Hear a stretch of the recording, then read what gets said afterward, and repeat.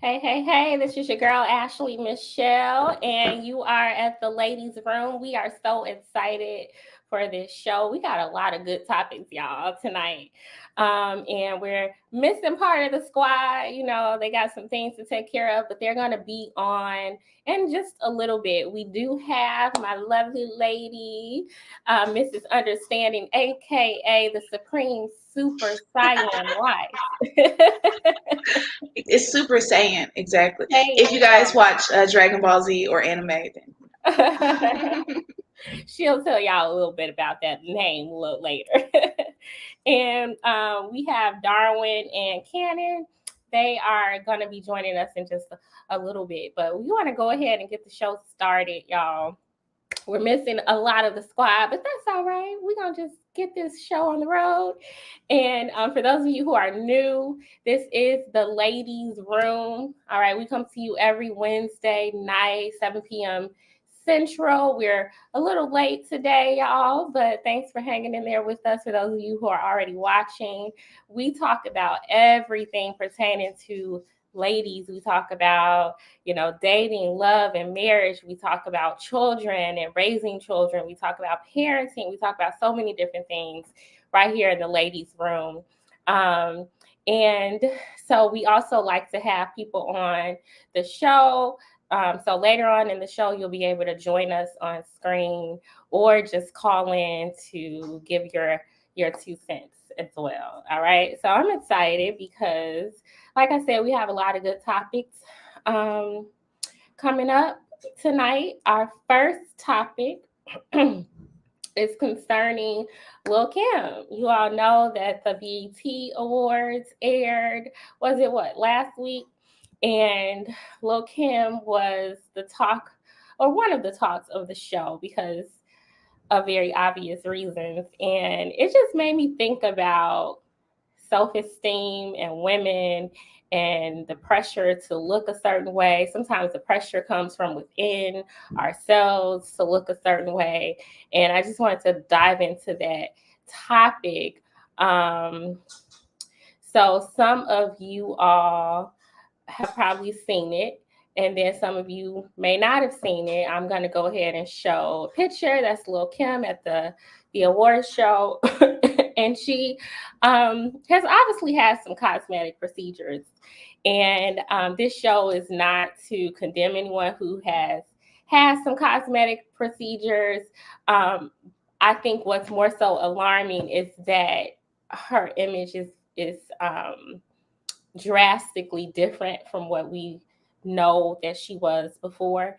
And it seems, it's a little problematic to people when it's very exaggerated.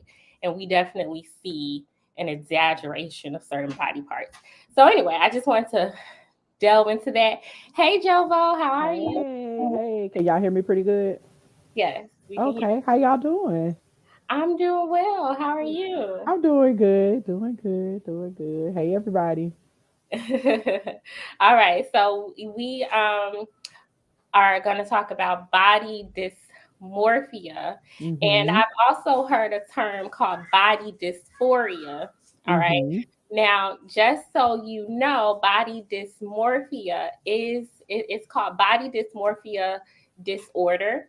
All right. Mm-hmm. And it is characterized as a mental illness, and it's considered obsessive an obsessive focus on a perceived flaw in one's appearance. All right. Mm-hmm. So for some people, that may be their weight. A lot of times it's their weight. They may think that they look bigger than what they really are. Okay. Sometimes Right. it could be your ears, your forehead. It could be, some part of your body that you focus heavily on, and it looks to you to be a way that it doesn't actually appear. Okay. Mm-hmm. So that's body dysmorphic disorder. Mm-hmm. All right. And there are some symptoms that I want to mention. There's frequent examination of appearance in the mirror. Mm-hmm. excessive grooming, restricted eating, Mm-hmm. anxiety, depression, compulsive disorder. You Mm-hmm. may seek dermatological treatment or cosmetic surgery. You may be avoiding social events and or photos. You may be Mm-hmm. constantly seeking verbal reassurance. Those are just some symptoms. All right. I am not diagnosing anybody. Those are just some symptoms. And if you think that you may struggle with this, you should probably go and see a professional about it. All right. So I just want to know what you guys think about this.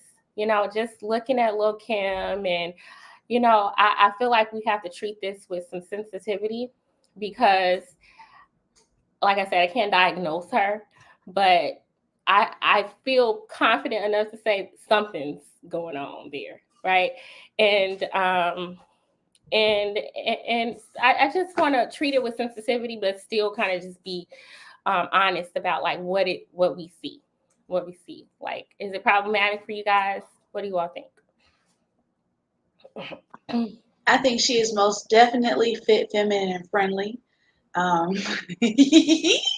I'm stop being petty. You Uh, I do think, to your point, she probably does have some things going on, but she's not the only one. I don't know if you guys have noticed, Little Kim is taking her booty out.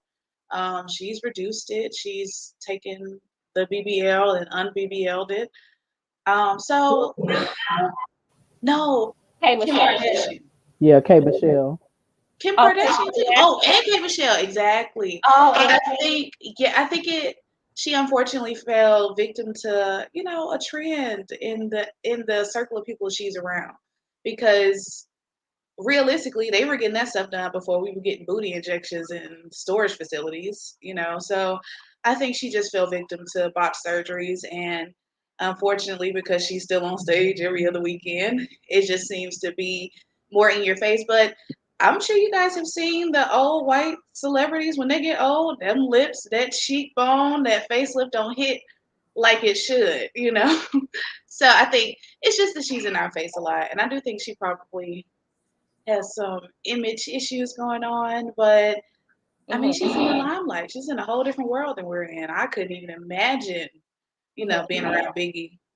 Was it Biggie? I don't know. Let me stop talking. I'm Yeah. uh, Yeah, well, so I'm sure that being in the spotlight adds on a whole other layer, right? I think young girls feel this pressure to look a certain way anyway. A lot of times it's external pressure, sometimes it's internal pressure or pressure that comes from within for us to look a certain way, right? And then as we're growing, we have to develop self esteem and confidence. And when you're young, that self esteem and confidence is very fragile, right? Um, but Lil Kim, for instance, didn't only have to go through that, she has to deal with the pressures of being in this celebrity world too. And she wasn't like a little girl when she started, but she was very young when she started. So I'm pretty sure that plays a role in it. You want to speak to that, Jovo? Yeah, and then you have to understand too that, and I think I spoke on this before a little bit. I'm a Lil Kim fan. I have been. I am. Oh my God, yeah, I am. For the only reason I love female rappers because they kind of represent the tide that turned in the entertainment industry in terms of the business aspect. I mean, you think about coming into an industry like that so young, um, that is dominated by men, and then having to work with certain imagery, work with having a business savvy about yourself, and then all too familiar, probably some of the sexual innuendos from men that she's thinking that, okay, this is my manager or this is a person that's setting up a deal, but then there are ulterior motives. And we've heard, several different instances from several different female artists where it hasn't been about their artistry, but their body and how they looked, and just that pressure alone. And then I think too, when you talk about body dysmorphia, you also have to talk about the cognitive distortions that people hold about what they're supposed to look like. not just what they see in the mirror, but how Mhm. they're processing, like what other celebrities are saying to them, what audiences are saying to them, you know. So I think that plays a very big part in it. Mhm. I think that over time, I don't want to say you start cracking under pressure, but you find things to cope with some of the pressure that you're dealing with. For some celebrities, it's drugs and alcohol. For some, it's the nip and tuck. It can be very, very addictive. All behavior has a potential to become an addiction. So I've said that before, and I think in Lil Kim's situation, unfortunately, this might be something that she's having to deal with. Mhm. There's some underlying issues here. And I wanted to ask, and I'm not sure, and I didn't have time to look into it before the show, but I know at one point she was married, or is she still married? And then she has a child now as well. So you think about being kind of the female rapper who started, like, basically she blazed the trail for Cardi, City Girls, all these different women. And then you decide to get married, have a child, and now people are still seeing you pre-marriage, pre-child, and you're trying to keep up with this image that you have this image you've created. That's a lot of pressure, you Mhm. know. So I think that has a lot to do with it as well. Yeah. Hmm. Do you all think that there's anything that she could have done differently in this space? You know? I know. I think that I've said it before, and I'll say it again, that when you start off in an industry like the music industry, Hollywood, I think you need to definitely have some type of coaching and some counseling, Mhm. some mentorship, so you know exactly what you're about to get into. On YouTube, we deal with internet trolls and people in the comments. Imagine prior to the internet, she's dealing with real life people trolling in front of her, like face to face. Mhm. She's having to deal with putting things that maybe she might have would have done younger on the back burner because of her career. You know, so I think that having some type of support other than just family would be Mhm. beneficial. You know, Okay. Well, what were you gonna say, Mrs. Understanding?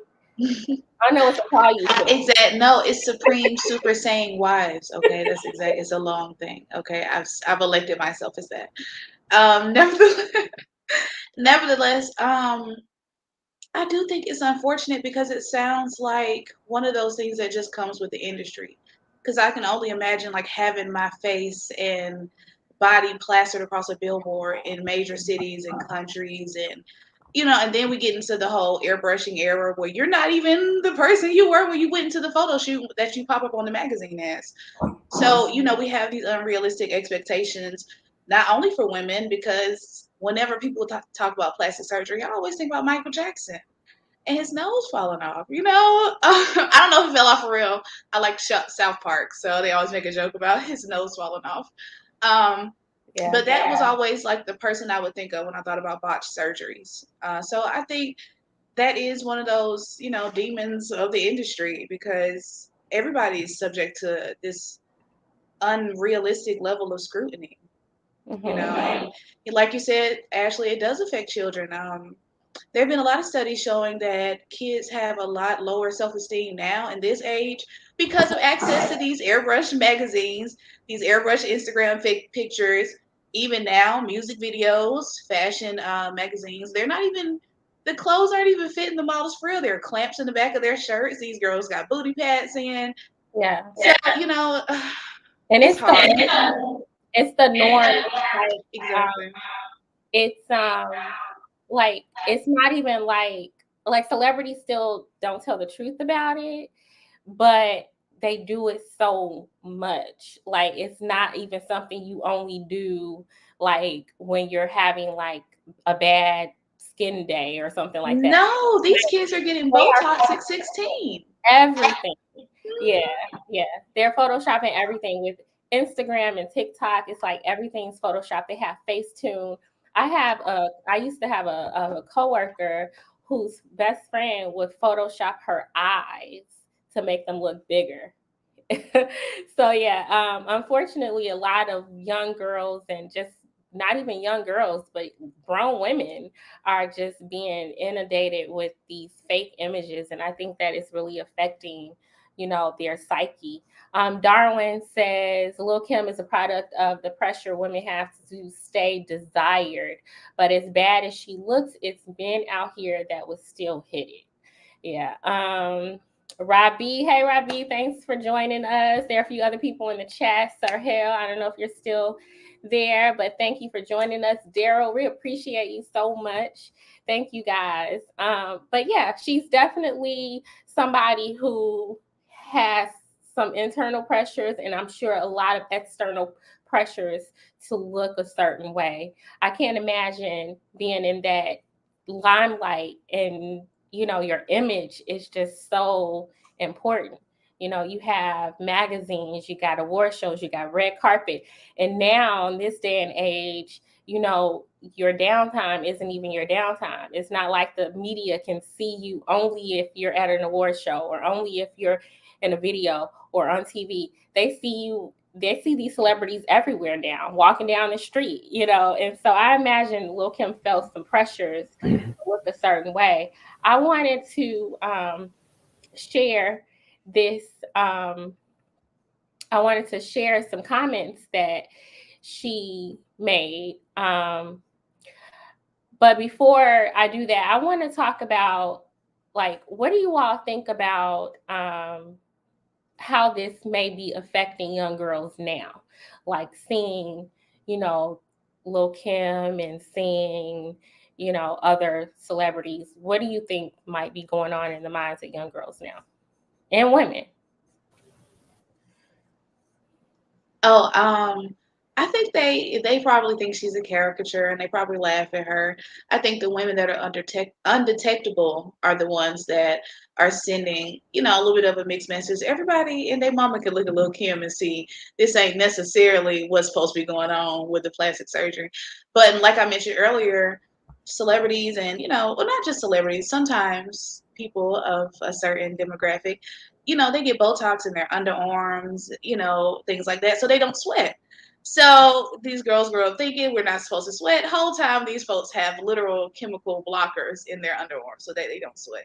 So Yeah. I think maybe not Little Kim, but I do think we should have, a line of realism, so people know what regular, people look like when they're not photoshopped and airbrushed. Yeah. That, the Kardashians they do a lot of plastic surgery, right? I mean, we have, what's her name? I think Kylie Jenner.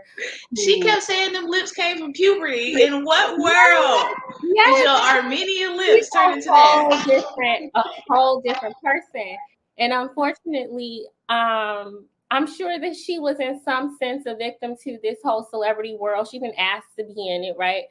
But I think at some point you have a responsibility to be honest, right, with your fan base and stop acting as though you look the way that you look, be naturally, when you know that you've dedicated a lot of money into looking this way, right? And so you have a lot of young girls who might be looking at some of these girls who have all this plastic surgery and look completely different, and sometimes very unnatural, right? And they are thinking, man, I need to look like that. And so you'll have, maybe it's not as extreme as what we see with Lil Kim, right? But they're having these issues that's greatly impacting, how they see themselves. Cannon, you want to weigh in on this?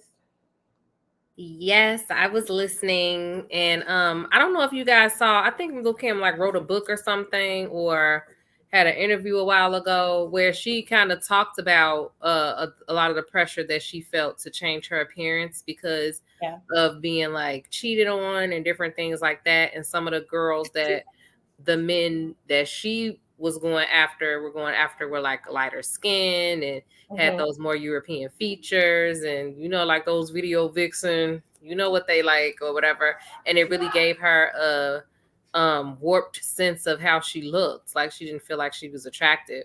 So like that kind of led her to do all that stuff, which you could kind of understand that, especially like her being a dark skinned girl with a wider nose in that type of, you know, lifestyle. Um, but yeah, I mean, but that's what body dysmorphia, like it's a disease, like it's like a mental disorder, you know, where people look in the mirror and they see something different than what other people kind of see. Like Michael Jackson had the same thing, and then they get addicted to the surgery too, and they just keep going and keep going. Yeah, it's kind of that's what she has. Like she, you know what I mean? Like and it's obvious. It's just unfortunate that that type of thing does take a toll on people's mind in that way, especially when it comes like to their appearance. And we do put so much emphasis on people's appearance and looking perfect and scrutinizing them. And sometimes I think we forget that these people are actually human beings. And that's a lot of pressure for any person to like take, you know, people constantly criticizing them and picking their looks apart, and you gained 5 pounds over here. And I couldn't imagine. We talked a little bit about that before you got here, you know, just having to, little girls already feel pressure, and I'm sure guys feel pressure to look a certain way too, but little girls feel pressure, you know, and we just, growing up, we might have some insecurities already, right? Just growing up, right? But then you have a lot of external things at play that make you constantly look in and think, oh my God, am I pretty enough? Am I skinny enough? Am I tall enough? Am I short enough? Am I light enough? Am I dark enough? Like there's just all these different things. Well, Kim definitely went through that. Here's the little interview that you were speaking of. And every time I see Lil Kim, this is the interview that I think of, right? She says, all my life, men have told me I wasn't pretty enough, even the men I was dating. And I'd be like, well, why are you with me then? It's always been men putting me down, just like my dad. To this day, when someone says I'm cute, I can't see it. I don't see it no matter what anybody says. I have low self-esteem, and I always have. Guys always cheated on me with women who were European looking, you know, the long hair type, really beautiful women that left me thinking, how can I compete with that? Being a regular Black girl wasn't good enough. All right. And so many things stick out to me about this. The fact that, you know, she has this low self-esteem. Her dad, the one who, you know, really should be helping build your self-esteem, is putting you down. Then the men in her life are putting her down, you know, and I noticed that, you know, a lot of times, you know, when you have low self-esteem, you keep men in your life that will put you down, right? Like to a more healthy minded woman, you be like, well, no, I wouldn't be with these men, right? If they're going to constantly put me down. But when you have low self-esteem, you know, you don't operate like that, right? So she's doing even more damage. It's like damage on top of damage, right? And then she talks about being cheated on, you know, and I think a lot of women kind of experience these things. I wanted to dig a little deeper and talk about, like, what are we doing in our communities, you know, to make these girls think that being a regular Black girl is not good enough? And what would you say to a young girl who doesn't have a dad in her life to help build her self-esteem, or she has a dad that's beating it down? Like, you know, what would you say? Man, we getting deep. um, the whole dark skin, light skin thing, and dark and brown and light and unblemished and all of this stuff, you know. Um, I kind of was that girl once upon a time that really didn't see myself for who I really was. So I would do things to alter the way I look, you know. And I think it's important that we teach these girls about self identity, like you appreciating not just what you look like, but appreciating your quirks and your likes and you know what makes you funny and what makes you smart and what makes you intelligent. Like self discovery at a very young age. Like I try to do that with my daughter. Like if she wants to go against the norms, like if she want to wear long tie-dyed socks and Crocs with the school uniform, I'm not gonna tell her, oh, that doesn't go together. I'm gonna say, you look like yourself. Like that's you. You know, I don't think we have enough of that in all of the households. Like, I think that's important. And I've even had to hold back and not repeat things to her that I heard from women in my family and I heard from men in my family growing up. Like, really pushing her to just be herself and not what everybody thinks she should look like. You know, like appropriation. You know, and Cannon talks about it every week about how we're socialized and what we're taught to say and what we're taught is normal and not normal. Like start really teaching kids how to appreciate who they are on the inside so it can shine on the outside. I think that's where we need to start. And Yeah. I say girls and boys. Because you know, a lot of times these conversations are centered around girls, but there are boys who, you know, they express themselves in different ways, and one of those ways is their appearance. We Yeah. need to just, you know, and have them embrace who they are on Mhm. the inside, so it'll come on the outside. Yeah. And color is just still such like a problem in our communities. Um, And not just color, phenotype. yeah, Yeah, yeah, you're right. It's just like and these are just like experiences or observations, but I'm sure you guys have tons of them. And like where it comes up, you know, like I've been in classrooms where the kids will argue about being the lighter one. You know, nobody wanted to be the dark one. You know, I had a little girl come in, she was sad and crying because she had Afro puffs that were so cute, right? But she was crying. She wanted straight hair. She said, "I want my hair straight." You know, like I remember a long time ago. This was like I was out and about. I wasn't even at work or anything, but a little boy who was obviously lighter. He looked like he was biracial. Had a sibling or a cousin who was darker, and he kept talking about his skin. And like I have so many experiences like this, you know, like or observations that I've made, you know, like I know women who call their babies, you know, my white baby, you know, and they dote on the, Yes. you know, like Girl, I seen it so, too. Like that is yeah. crazy. So it's like we talk about it, and since it's not something we can quantify, I feel like we just overlook it. But it happens so much, and we're not addressing it. It's like I think that people don't want to do the internal work. So a lot of things that people feel, they just go with it. Like they're just like, this is the way it is.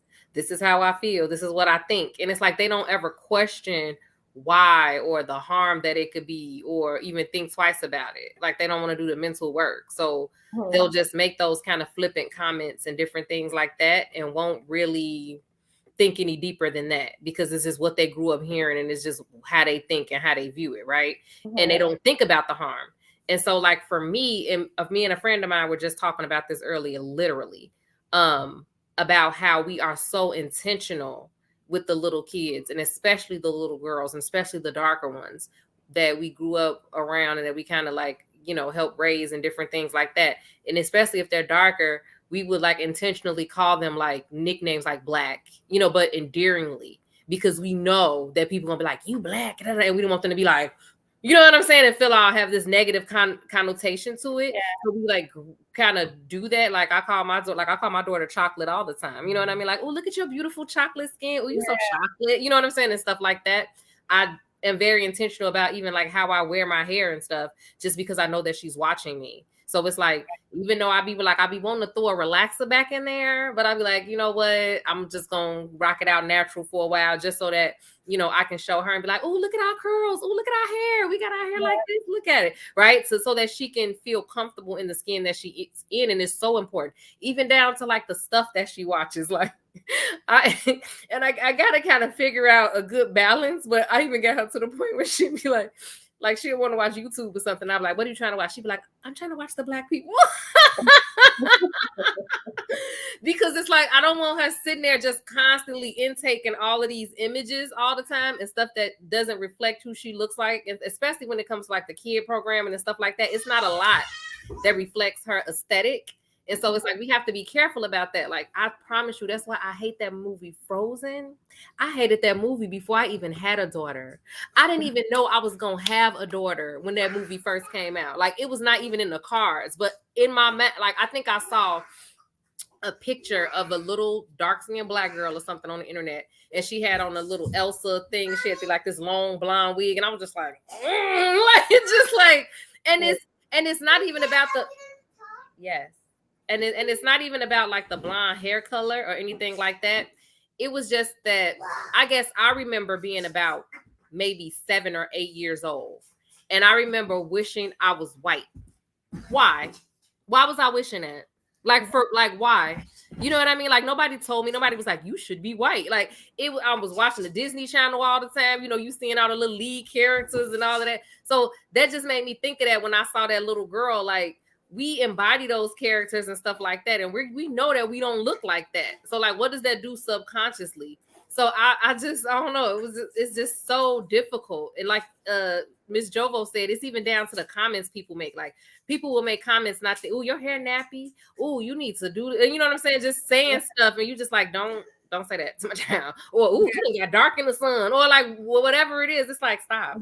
Like stop. Right. Like be very careful about the things that said to her. Man, I totally relate to that.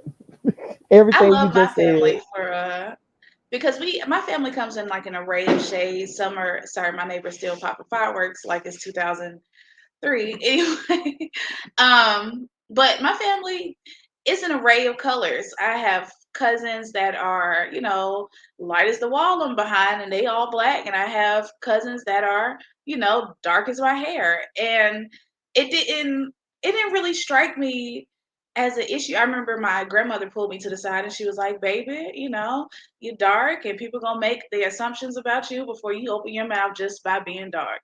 And then I went natural because I was a perm queen. Oh, I had a perm all the time. Then I went natural and wore my locks. When I say I was getting followed around everywhere, and I'm sitting here like, there's nothing that has changed other than I have locked my hair. But even, and I'm so grateful for my family for having that talk with me at a young age, because I don't know. I became the roast queen. Like they called me a burnt biscuit. I got 5 more back for you, and now you crying on the school bus. You know.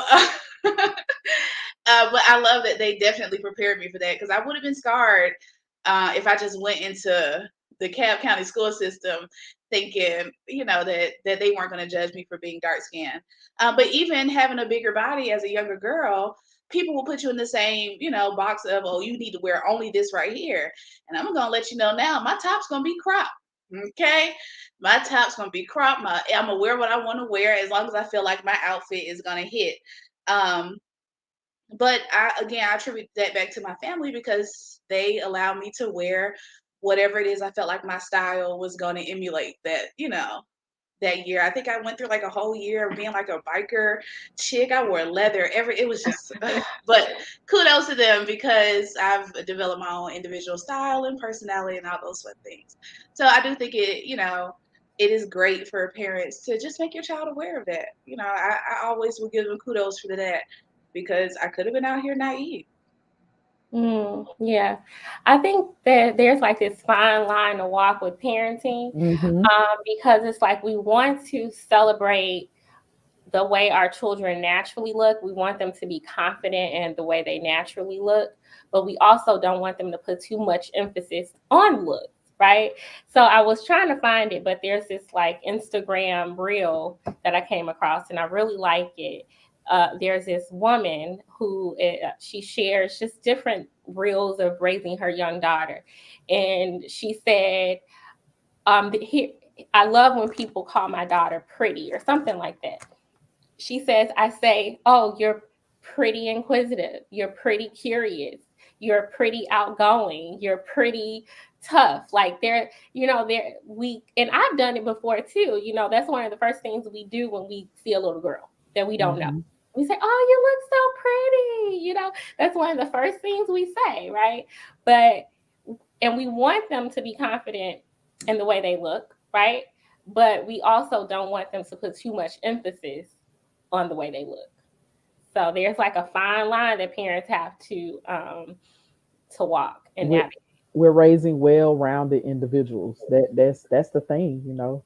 I remember when I found out I was pregnant, and I have went through several stages with my hair, and I was like, you know what, the little girl, because I just knew this gonna be a girl. As sick as I was, and just the dream that I had a dream about my daughter. I was like, you know what, I'm going to the barber shop, and that was February 2011. And I told the barber, cut all the perm out my hair and chopped it completely out. And when I tell you, I cried, but then I laughed, and then I cried, and I was like, you know what, we're gonna make this work. And that's what I did. And to this day, my daughter, she will tell anybody, because I've been, you know, I admire Raven's locks like every week, and I'm like, I'm gonna do it, I'm gonna do it. My daughter, out of everyone I know, said, "Mama, your afro is the bomb. My afro is the bomb. We need to stay afro queens." And that's just a reflection. She only knows me with the afro. She only knows me with my natural hair. And so that's what she identifies other black women. Like when she sees someone with a perm, I have to like literally tell her, "Hey, don't stare. You don't stare at people." She's like, "But how do they keep it straight?" Like I'm kid y'all not. So we had to have like a hair one on one as it relates to being a black woman. Like black women can wear their hair any way they want to. It's flexible. It's, you can have an afro one day, you can have twist the next, you can have braids one day. Like I had to have that whole conversation with her. Speak So on it, because I'm about to comb these locks out. They don't know it. I'm combing them out at the end of the year.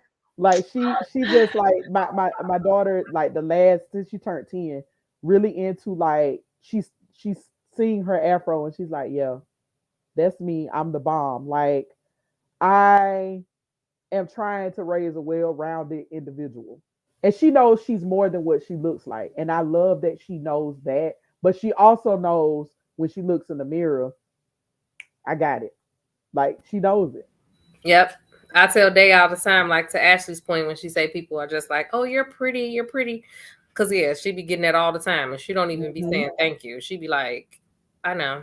Right. She'd be like, "Okay." I'd be like, but Right. I'd be like, "It's thank you." But Right. I always do make sure to tell her, you're really smart, Mm-hmm. right? Yep. You really, and I tell her other, Mm-hmm. you're really strong. You're Mm-hmm. really, say all of those other things to give her other affirmations that's not Mm-hmm. just about her appearance too. I do think that that's super important. Um, Right. but through the fact that I change my hair up all the time. I wear all types of hairstyle.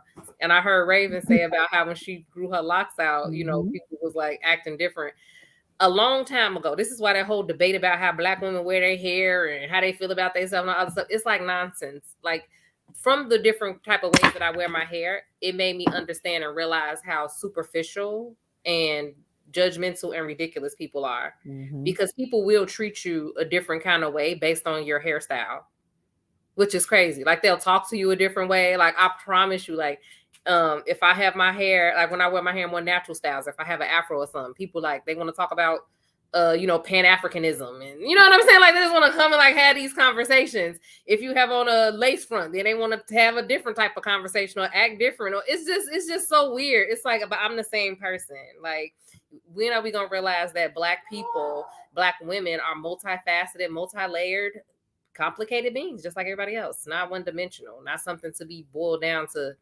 just a phenotype. Like it's insane. Exactly. Exactly. You And spoke that's on why that because I love fashion. I want yes. to share something real fast with y'all. Just a little video. It's called "What Is Black Girl Magic," and it's actually a visual poem. All right, but it's just, I used to not really care for all those little. Oh, first off, we have to say, hey Darwin. Oh, yay. Hey, Darwin. Hey Darwin, how are you? All right. First off, I don't really get on the bandwagon with a lot of these like expressions, right? But Black Girl Magic is one that I started to embrace because there was such a backlash about it. Like, people mad that Black girls going around talking about Black Girl Magic. And I'm like, this is crazy because y'all have no problem telling us we're the least attractive. You know, did y'all see that video where the girl was talking about Black girls are cursed because we have coarse hair? Like, y'all have no problem with things like that. But when about tequila. yeah, and I'm just like, but you got a problem with anything that's positive, right? And so I'm all for the Black Girl Magic now. And I just wanted to share this video with y'all.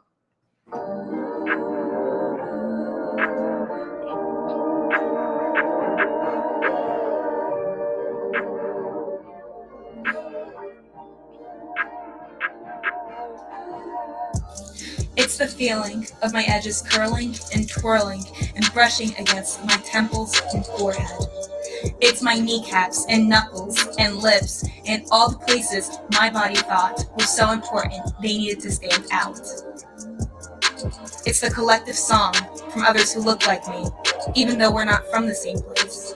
We share the same voice, the same needs, the same wants. It's knowing that you'll never truly be alone. It's the resilience. It's knowing that they have tried to kill us, shave us, silence us, sterilize us. And yet we still wake up every day. We still give life. We still speak up. We grow our hair up and out towards the heavens. It's the essence of our genealogy. It's our makeup. It's divinely us.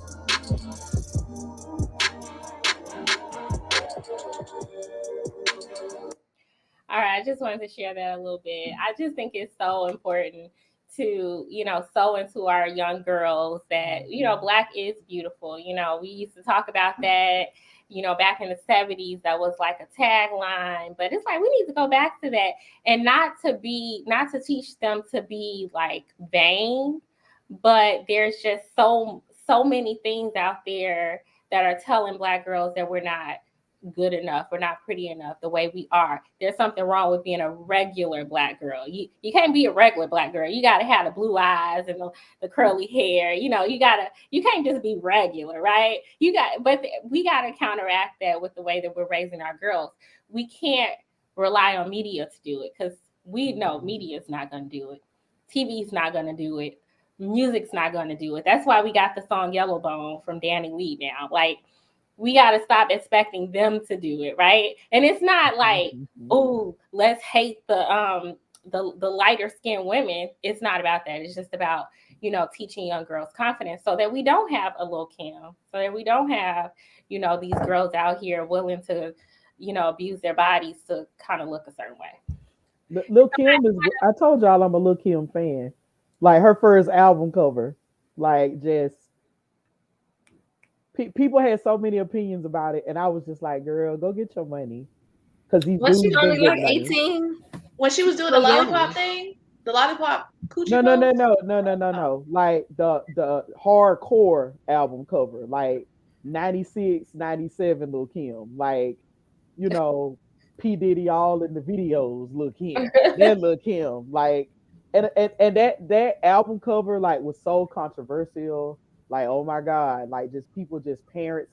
That's when the parental advisory meant something at the record store. Like, you couldn't even go in there and buy the CD without a parent being with you. And everybody was just like, oh my God, it's just so controversial. And in the back of my mind, I had a different perspective about it. I was like, she is about to do what these guys been doing with the rap industry. She's about to make money. That's what she gonna do.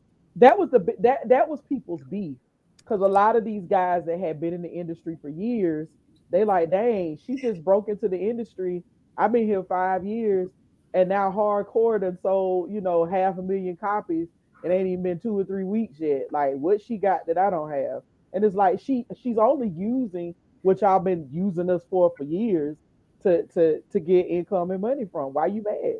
And I know some people gonna be like, oh my God, Miss Jovo, but still, it was a business move. Her spreading eagle was a business move. Yeah. So basically, her image has always been like super important. So it's no wonder. I guess we shouldn't be surprised that we have the Lil Kim that we have today aesthetically, because she's her image has always, even before the plastic surgery, like her image has been a part of her whole get up or whatever you call it, her whole persona, right? Yep. Yeah. So I did want to have some people chime in on this. You can call in if you like. I'm going to go ahead and put the link in so you can join us on screen if you want to as well. But Darren, did you want to weigh in on this topic? Yeah, it's kind of funny we talking about this today because I had a friend reach out to me last week, and she said, Darwin, how do you maintain your friendships with a lot of the men you grew up with? Because your views are so different about a lot of things. And I say, most of my friends, they respect my, how I've evolved and changed, and we do disagree a lot. Every time I go back to Chicago, they be on me. I go to the barbershop, they own me. Hey, so what you think about this? What you think about that? Oh man, this is so. We always bumping heads and going at it, but for the most part, they respect me. But but it was funny because this weekend I was talking to one of my close friends, and all my friends, they're great dudes. They got great jobs, great careers, great fathers. They do a lot of work in the community. They great guys. Very smart, and but that one aspect of life about how they view women is that's what we bump heads at. Everything else is be like, man, and he asked me, he asked me about the Kevin Samuel stuff. We start talking about that, and somehow the discussion got to women, and I said, you said that what Kevin Samuel said about women being black women. About black women being a less desirable women and stuff like that. And he said, well, did he lie? And I looked at him like, of course he lied. What you mean, did he lie? And he said, well, think about it. Like, who would you rather date? If you had a white woman, a Puerto Rican woman, a light-skinned woman, or one of them Kim K women, and you had a black woman, which one would you choose? I said, I'm going to choose the prettiest one. He said, which one would that be? I was like, I don't know. It depends on which women you put in front of me. He said, it's going to be the lighter one, of the Puerto Rican. I was like, come on, man, and this is a good dude, you know what I'm saying? Like, if you met him, you would be like, man. And then he said that, I was like, and he's still a good dude, but I understand where he's coming from, because I don't judge my friends, because I used to think like that, I used to have those views, and the light switch hit on me, and I just start thinking differently. But he said that, and I was just like, wow. And that just points back to the fact that the pressure that women get, us men have a lot to do with that, and we act like that we don't have, we don't contribute to the pressures that women have on how to look and what the things that they do, and we give them the majority of the problems, because we always want to have these high standards of how a woman's supposed to look or act and stuff like that. And then when they transform to that, we raise the bar again. They be like, oh no, I want you to look like this, and then they transform to that, and it's an ongoing thing based on the men that woman likes, And I just wanted to say, for women, stop trying to be what men want you to be. You know what I'm saying? Find you that one man, and if you go transform, just transform for that guy. Stop worrying about what all these guys think, because it's gonna stay change. Every man have a different perspective on how a woman should look, and you can't go around changing how you look every day and making yourself unhappy for these men out here, because you gonna be just like Lil Kim. That's what happened with Lil Kim. She was steady trying to appease her viewers, her audience, people that look up to her and stuff like that. And without even knowing, she just became the the villain cat lady, So, it's just I feel sorry for her, but I don't feel too bad for her, because I think in her mind, she's still the shit, because I'm pretty sure it's millions of men out here that still would hit that, still would wife her up and everything. So for her, I don't feel so bad, but it's a lot of women in our community that can't still get praised. If they did that, they would get dragged, So, but unfortunately, those are the women that's looking up to her and that's doing this. And now I got one more thing to say. I was in Heroes, right? And this lady came in with a banging body, all the guys sitting there looking at her, and I can't tell if it's fake or it's a job. What lady was this? It was you, Cannon. It was you. He was dreaming, obviously. I don't know. So I'm sitting there and we talking. They taking all day with the food and stuff like that. And she was like, "I saw you sitting outside the car when I drove past. You still sitting there with?" I was like, "Yeah, I stay in Atlanta, so when I come to Chicago, I'll wait an hour to get some hair." And she was like, "I was just in Atlanta last week. I got my body done." I say, "Okay, that's cool." And she say, "Yeah, I'm going back in 2 weeks to get some more work." And mind you, this lady, she had like a flawless body. It looked perfect if you ask me. Like it was all done up. And I say, "What more is you about to get done to it?" She's like, "I just want to be a little bit more fluffy, and I want my hips to be a little." Bro, I say, "Okay." She said, "Yeah, it's a shame how much money we spend to look good, isn't it?" I was like, I mean, I say, "How much did it cost?" She say 30,000. I say, "Okay, yeah, it is a shame that y'all doing that to look good." I was like, "Cause you doing that, I'm pretty sure you going to get the same amount of men you was getting before you done that job. It might look like you're not, but I'm telling you, we really don't care. We just use these things to try to make ourselves look good. Ain't nothing be wrong with y'all. You know what I'm saying? You get thick, you get men. If you skinny, you get men. Big girls is getting men. Every woman is getting men. You know what I'm saying? I done seen the chicks that look terrible. I mean, ugly mugs getting men. So it's all about your mental and how you was raised and all that. That low self-esteem and the people that surround you that brought you up. And we got to start speaking positive around our black girls. Letting them know that ain't nothing wrong with you, and keep the negative influences from around them, even if it's family. Even if it's someone that's close, like, hey, you can't be saying that stuff to my daughter. You know what I'm saying? If you don't know how to talk to my daughter, then don't talk to her at all, because she don't want to hear that. Hey, you look good to be dark skinned. You're pretty dark. She's pretty, period. You know what I'm saying? Like, stop putting all that on these little girls. So that's all I want to say. Thank you. Yeah, and I have an uncle who tells me a lot, like, especially when I was younger, he used to say, there are men out there who will prey on girls who are insecure, or women who are insecure, and some men can pick up that insecurity like that, But we have Dr. Eugene Steele who's going to join us. Welcome. Hey, how you doing? Hello, doctor. How you doing? All right. Well, I just got in, and let's see. You're talking about the looking body, right? Well, we hear it all the time. Men, keep ourselves up, you know, you for a purpose, to make us feel good. And personally, I think women should be the same way. Women should not just look good, you know, solely, for a man, but they should look good because they want to feel good about themselves. And if they do it for a man, I mean, that puts much pressure on them. That's where all this plastic surgery come in, because they were so under pressure. They want so bad, to get this type of man. And you could get those things, and you don't feel good about yourself at all. Uh, so if a lady want to keep her body up, she should do it because she want to feel good about herself.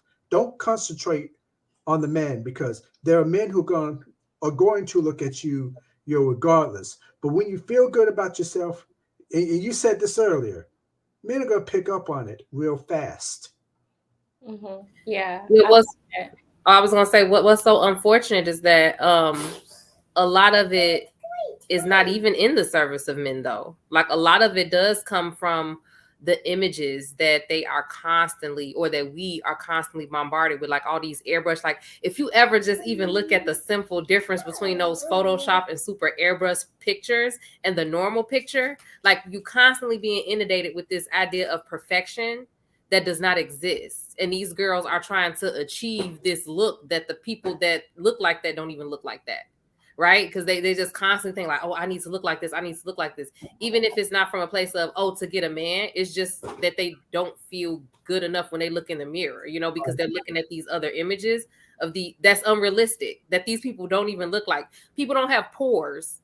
Like, you know what I mean? It's like, how you don't have no pores? And it's like you thinking that people are supposed to look this way, and nobody even looks like that. But they're trying to achieve that because they have this unrealistic idea that constantly seeing these images. Yeah, and go ahead. Men hate confident women. You know, I see this is what I get into. Some men. With, some men. This is what I get into with all my friends. We be out, you know, and a woman will walk in there with some confidence. You can tell a woman with confidence how she moves and how she talks and stuff like that. And immediately, that without even talking to the woman, she look like she stuck up. Why? Because she look like she's confident and she has her head up and she knows she looks good. So now you done already. Your reason for not wanting to approach her is because she looks stuck up, when the real reason is because you think you can't get her because she has this confidence that might just shoot you down.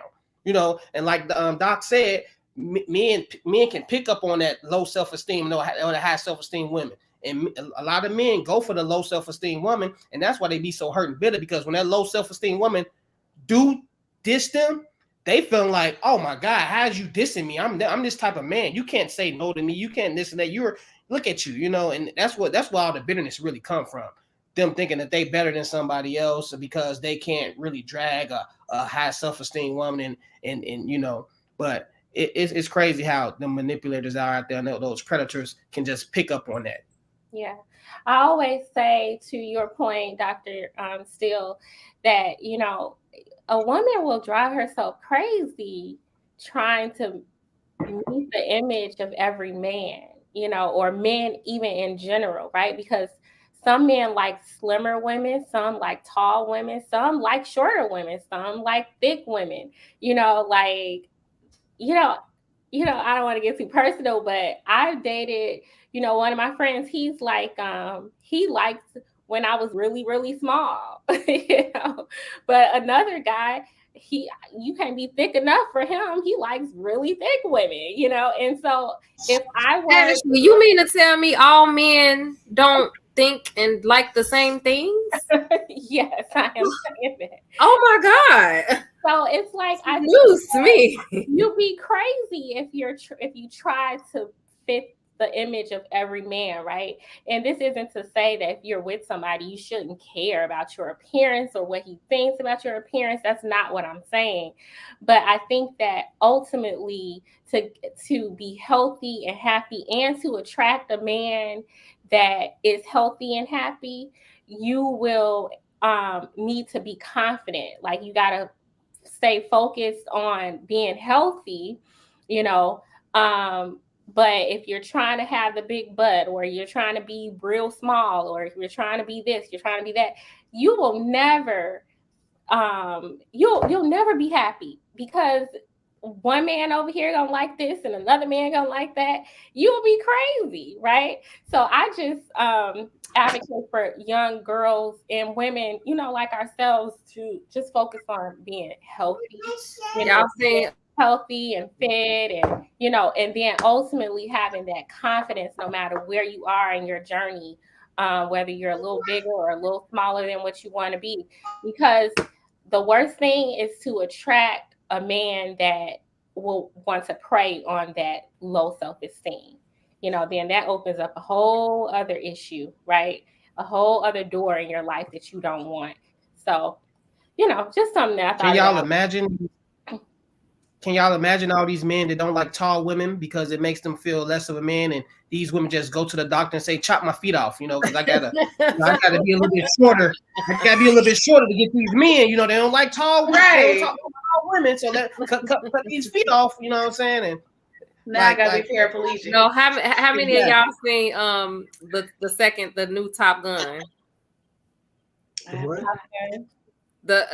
I know we were together, but you know, the Top Gun with Tom Cruise, you know, from the original one from back in the 80s or whatever. Mm-hmm. And it had like some of the original actors in it or whatever. And me and Darwin was watching it. We was commenting on. We was like, "Damn, Tom Cruise!" I say they had to CGI him or something.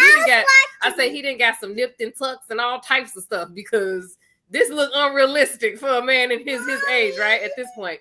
But I was curious, because they had him a different love interest than was in the original. And I'm like, I wonder why the same lady. I'm like, is she around? I looked it up. As soon as I saw the picture of this lady, I'm like, oh, that's why. She looked like a normal woman of that age. And I was like, yeah, they wasn't gonna cast her. They were, and she even came out and said it, like, because like I put up an article, and the article was like, oh, were you asked to come back, or what did she say? They weren't asking me to come back. She was like, I don't fit the look, the aesthetic of, you know, what they're going for. I look like a normal woman for my age, like what the average woman my age looks like, and that's not what they're going for. And I'm like, that is the stuff that I'm talking about that continues to seep into our brains, like just these unrealistic expectations of what people, and especially women, are supposed to look like. Yeah. This is a question I've always been asking. Now, you mentioned about women taking a look at an image and wanting to be that image, and where you sort of touched on why do they want that image, where all you should be concentrating on is being the best version of yourself. I mean, you may not get the look that a picture wanted, but if you just be the best version of yourself, that is fine. And you want to talk about average. The question is, what is really wrong with being average? What's wrong with it? Most of us are. Yeah, and I think it's not just for, I guess, in the hopes of getting, or it could be because I mean, you think of Sammy Sosa. He's in great shape and went out here and changed his entire skin complexion. You know, so it's not always, oh, if you just be the best person, because his idea of the best person he could be could have been a larger version of whatever it is he think whatever he's supposed to be. Well, I think that's taking one's own self-image and, you know, just really being reflective about, you know, your thought processes around beauty, you know, Exactly. because, okay, yeah, lighter, it may be more beautiful to him, but then where did that come from? Because he's not lighter. And this is not just him, you know, like, why is it lighter may be beautiful to you, and that's fine, right? But what's not fine is when you have issues with how you naturally are, so especially to the point where you are undergoing dangerous circumstances just to achieve a certain look. And then when do you stop? You know, so what's light? Will you ever be light enough if that's the case? You know, so Gotta be it's more transparent. so about like checking yourself inward, like checking your inner self and like, okay, what do I think about blackness? What do I think about beauty? You know, do I really think these things, or have I been fed these things? Have I been trained to think that I'm not good enough or pretty enough? Or, you know, like really checking your own thought processes. And it's not about trying, because we're not supposed to look the same, right? And it's not about trying to force people to think something that you don't think is beautiful, right? You know, me personally, there are certain things that I find beautiful that other people don't find beautiful. You know, freckles, like, you know, I love freckles, or, you know, like there's some people, I think about like Tyra Banks and Rihanna, two of the most adored women ever, who have larger foreheads, right? And so, but some people are very drawn to that. Like, so it's not about forcing your image of beauty onto other people, but it is about like really examining oneself to figure out, okay, well, why do I think this is beautiful? And do I think I'm beautiful? Am I okay with how I look? Do I have a self-esteem regardless of how I look? And that's the problem. You know, we have a lot of young girls and some guys who probably just don't have self-esteem, and they're going through the ringer trying to look like something that's not even realistic. So did you? Yeah, because I'm not shooting for average. I'm not average. Everybody think I'm average, but in my head, I have to think that I'm the standard. You know, I think and I think we need to raise. It starts in the home, right?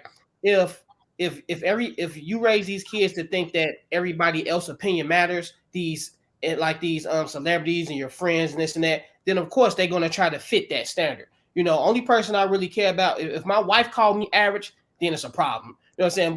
But I in my head, I'm a 10. You know, I would think, and I was hate when the women was answering the question like, what do you rate yourself? And they was like, I'm a 6. No. How are you? You look at yourself every day in the mirror. This is the face you wake up with, to sleep with. You're a 10.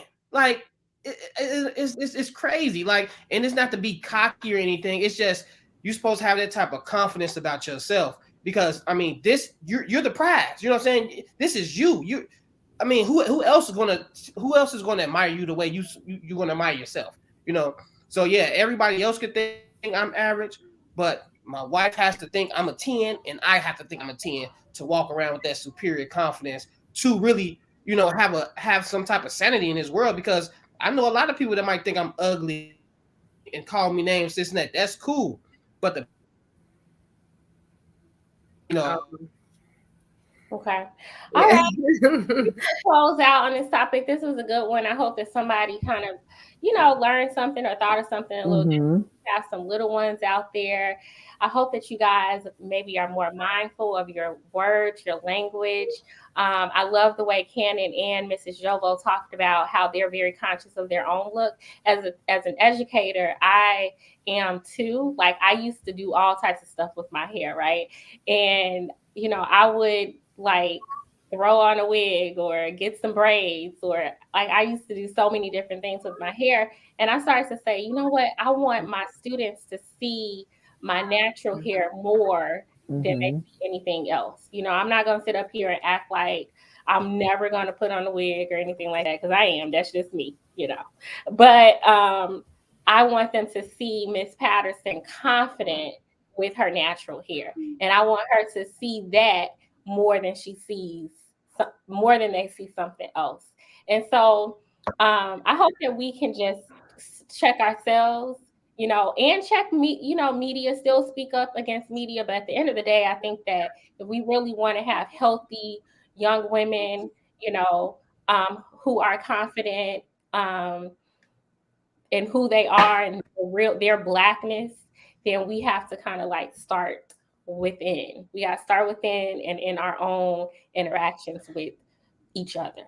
Dr. Steele, I know you're a guest. Do you want to close us out on this? Do you have any last words? The only thing I could think of this, and this is to both men and women, it's about staying physically fit. When you're staying physically fit, uh, there's less limitations. That's the most important of being physically fit. Same for women. You know, I would I would stress to a woman, I'm like, look, don't do it for me. Do it for yourself. Do it because you want as less limitations of what you can do. I love that. That's true confidence, right? True confidence. All right. Thank you all so much. For those of you who are just joining, welcome to the Ladies Room. We come to you every Wednesday night at 7 p.m. Central. We talk about everything pertaining to dating and marriage and love. We talk about raising children. We talk about mental health. We talk a little bit about physical health. We talk about it all right here in the Ladies Room. If you haven't done so already, make sure you hit that like button, y'all. We need your support. All right. This is show 36. We're still holding on strong, but we need your support in order to grow. So like, comment, and share our channel as well. And I want to just let you all know about our clubhouses. We have a convo with Jovo every second Thursday at 8:30 p.m. Eastern. So not this week, but next week. Jovo will be on Clubhouse, y'all. She is a drug abuse counselor and a licensed therapist. All right. And she has a wealth of wisdom to share. She's been married over 20 years, Jovo? See, you speaking into an existence. I like that. I'm on year 18. So just because you said 20, I know I know I'm gonna make it to like 40 and 50 and 60. Them goals for me, baby. I'm just telling you. And we also have our girl Real Talk with Raven. She has more of a millennial, I won't say a millennial standpoint, but she is our millennial on the squad, y'all. So she comes with a different perspective, and she's breaking down some things that are present in our society, different influences and trends in society. She's breaking it down. Real Talk with Raven, that's every last Monday of the month at 7 p.m. Eastern.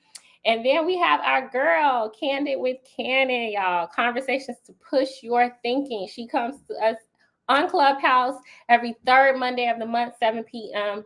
Eastern. All right. So we're going to go ahead and move on to our next topic. Are you going to hang out with us, Dr. Steele, or? Well, I'm actually gotta go, but I really appreciate you having me around. Oh, we appreciate you very much. Thank you. Thank you for joining. You got to come back, all right? All right. So our next topic, all right, is actually a response to a video, all right, from a young woman, all right, who claims she will be single forever. There was a lot of backlash, a lot of criticism of this young woman because of some of the things that she said. And we are going to respond to this video. We're just going to kind of break it down and give some commentary about it, all right? So let me go ahead and share my screen. Oh, no. Hold on. Wait, that's not it. Probably reason number 500,000 of why I'm going to be single for the rest of my life. And I'm fine with that. I don't want to do anything for you. I don't want to cook for you. I don't want to clean for you. I don't want to be your secretary and set your appointments and chase you around and make you go because of your health. I don't want to pick up your socks for you. I don't want to be one of those people who comes on TikToks and makes funny videos about how you can't do anything for yourself and men do the darndest things and everybody's in the comments like, yeah, my husband does that too. My boyfriend does that too. Fuck that. I want to be with somebody who is an adult, a fully functioning adult. It's been proven time and time again that men are the ones who benefit from marriage and relationships because we get in them and we do everything, and they just get to sit back and receive everything from us. And then as a treat, they might do something for our birthday or for Mother's Day. Men get to exist in relationships and just receive. Why can't we exist together? And if we do nice things for each other, it's just organic. It just happens. But it's not the expectation. It's not something I have to do because I'm the woman. When I come home after a long day, I don't want to cook either. I don't want to do shit either. Why can't we flip a coin to see who cooks, or if we order food and then whoever cooks, the other person cleans? Why can't you pick up after yourself? Why can't you set your own appointments? Why do I have to be your secretary? I'm not working for you. I'm not working for you. I have gotten so lazy. I'm not doing anything. And then there are men who will say, well, then what are you good for? What's the reason why someone should be with you? You're proving my point. You just want to be with somebody to do everything for you. I want to be with a fully functioning adult male who we can come together and exist together, do fun stuff together. We take turns, we pull our own weight. And that seems to be unreasonable. That's asking someone to be an adult is unreasonable. All right, y'all. So there's a lot of backlash. You got a lot of criticism from guys, right? The Black Manosphere had a field day. These modern women, you know, they don't know how to be wives and blah, blah, blah, blah, blah, blah, blah. And I get the sentiments, but I also get her side. And, you know, it only takes a little bit of emotional intelligence to realize that she's not saying she doesn't literally ever want to do anything for her man. She just doesn't want to be taken advantage of. That's what I got from the video. And it sounds like she's maybe had some experiences where she had been Ashley, doing the bulk of things in a relationship. run it back to the beginning though, Ashley. Listen to what she said. Run it back to the beginning. Oh, okay. Well, let me. Well, I don't know. My understanding was like it sounds like she's jaded. You know, she sounds very jaded. She should have just gone to bed as opposed to turned on that camera. She sounds jaded, like maybe she was in some relationship or maybe multiple relationships where she was doing the bulk of things and things were not ever reciprocated. That's just kind of what I thought. What do y'all think? Well, we've had this conversation, and I have shared. Okay, wait. Yeah, I mean, I have, but the thing is that I have shared, read, discussed many of a article, many of a study, many of a survey, many of a, all of these things that tell us about what happens when women get married. We talked about second shift. We've talked about women who are actually also working in 2022, but then are still expected to do the bulk of the domestic responsibilities because of engendered gender roles. Like people have these gender roles in their head and they're like, oh, you're the wife, so the wife is supposed to do XYZ, right? I even read a study not too long ago that, or a survey not too long ago that showed that when people are boyfriend and girlfriend, and when they have men who are more egalitarian in their way of thinking and more, partners and all that, once they get married, the expectation shifts because you're the wife now. And as my wife, you're supposed to do the cooking, do the cleaning, and it just gets back into this idea of these gender roles. So I think that's more so what she's talking about. I don't necessarily think it's like a personal, like, oh, I'm so jaded. I think like that is the literal reality. That is why you do see TikTok after TikTok, comment after comment, study after study that shows and said, yeah, women are expected to do the bulk of the emotional labor in relationships, which means that because men aren't necessarily socialized to be open with their feelings or discuss them and things like that, the woman is expected to carry that. Even when you think about things about how women have a larger network generally of friends that they confide in and lean on and things like that, men typically won't have that. They'll lean on their wife for that. So she becomes that main pillar of emotional support for him in addition to all those other things. So that's a real thing. Like that's not something that she's just jaded and making up. Like that's a real thing. And I think the more that we are aware of that, then the more we can actually deal with that intentionally in relationships, right? And work on that, because it is things that society tells us we need to do, but I just don't think that it's conducive to healthy relationships in 2022. And I think if people just understand that and say, hey, am I expecting too much? Like what should I be doing in this relationship? What should this other person be doing? What makes sense for us? What doesn't make sense for us? It just goes from there instead of being like, you're the man, so you have to do that. You're the woman, so you have to do XYZ. Yeah. And I think that that's what she was talking about, because that is the reality. Like that's why men in marriages live longer than single men. But guess what? Women in marriages live shorter than single women, right? And it's because the woman is taking on all of, you got to go to the doctor, you got to be worrying about everybody else. You see what I'm saying? That's a real thing. So I think that's what she was talking about. She said, I want an adult. Like I want someone who can do the stuff that I'm like, you should be able to do what I can do, and I do what you do. We come together and we give and take instead of me doing the bulk of all this stuff and you just going to work. Yeah, that's very real, Cannon. But it's unfortunate because it's gonna fall on deaf ears. This is age old. Women have been going through this for decades. Women typically centuries, not decades, centuries. Well, that's why I think she has a very healthy mental, because I think she realizes that, and that's why she say, I don't mind being single forever, because I would rather be happy and single than living a life of misery and about to die early, And I don't think she's jaded. I just think she's very experienced, and she's paid attention to the relationships that she's been in, and she's paying attention to the relationships that's going on around her. And if she does that, because us men, we have our standards too. We go in relationships saying what we're not going to do. We do it all the time. Oh, I'm not about to cook. I'm not about to be cleaning. I'm not about to be doing that. But men do it all the time. So what's wrong with her doing it? She just said all the stuff she don't want to do.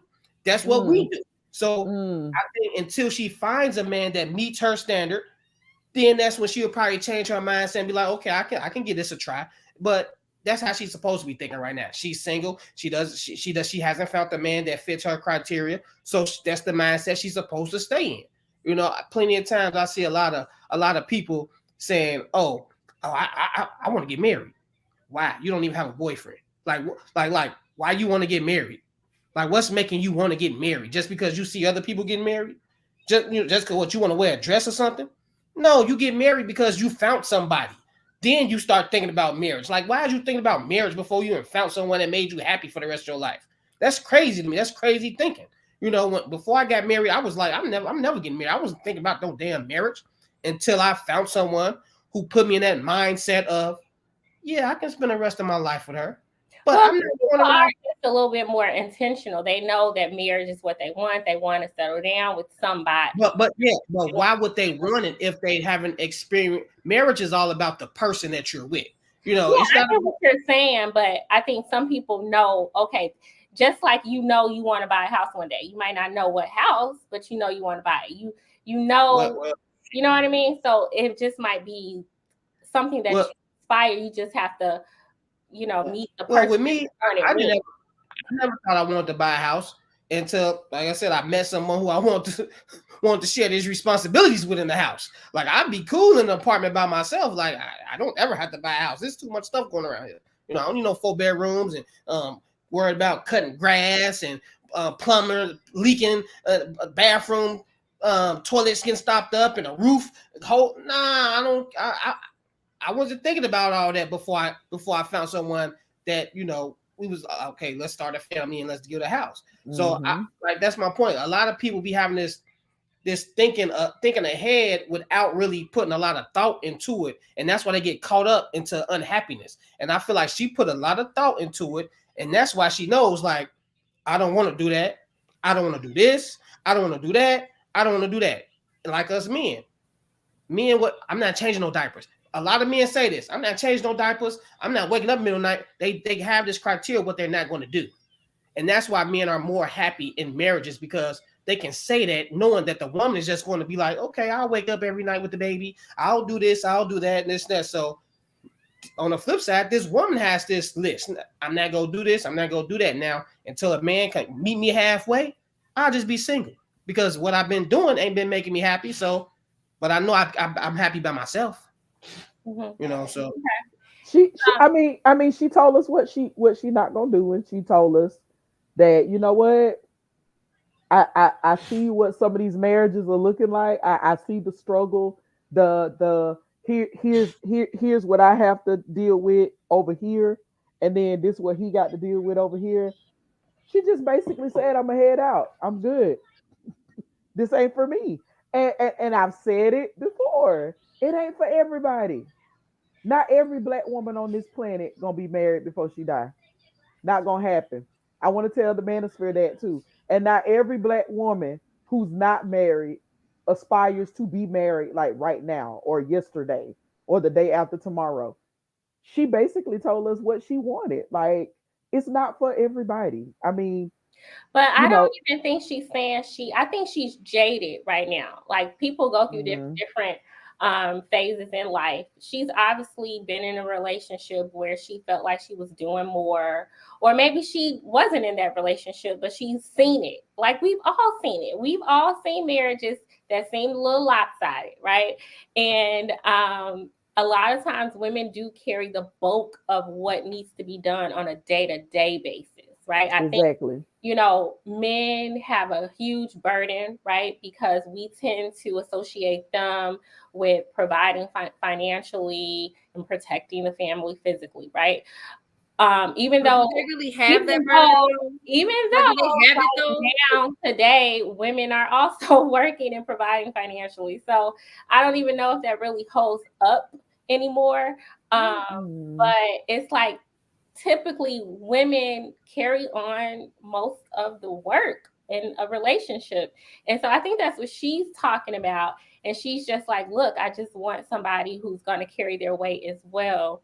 She literally said, I just want you to be a full-grown adult. Like, Right. that's what I mean. Like, she said that. It's That's like, I it. don't see Yeah. where she said anything wrong. Like, she didn't say, the thing is that I think that the way she said it, of course, was to get people's attention and stuff like that. And the way she was like, I'm not going. Yeah, But if that's you It was hilarious. really said, all she literally said was, just like I can do all of these things, I need someone to come to me who can also do all of these things, and we can work together to get these things done, instead of me just being expected to do these things just because I'm the woman. You see what I'm saying? Like, so I don't, Yeah, so I want to play like a little bit of there are so many responses to this video. I'm going to play one of Lord.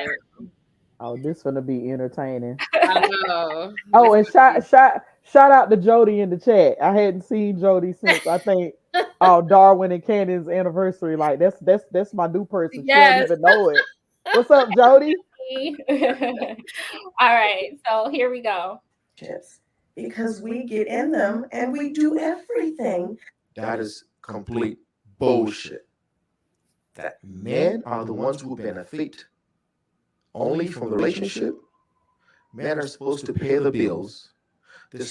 Yeah, and first off, she didn't say that men only benefit. Like, did you all catch that? She said men benefit more. She didn't say that only women or only men benefit. She didn't even say that. All right, but he's gonna go on and talk about like what men do. Supposed to take out the trash. They're supposed to be the one on Valentine's Day. They're supposed to buy the gifts. They're supposed to risk their assets. In divorces, most men lose at least half of their stuff.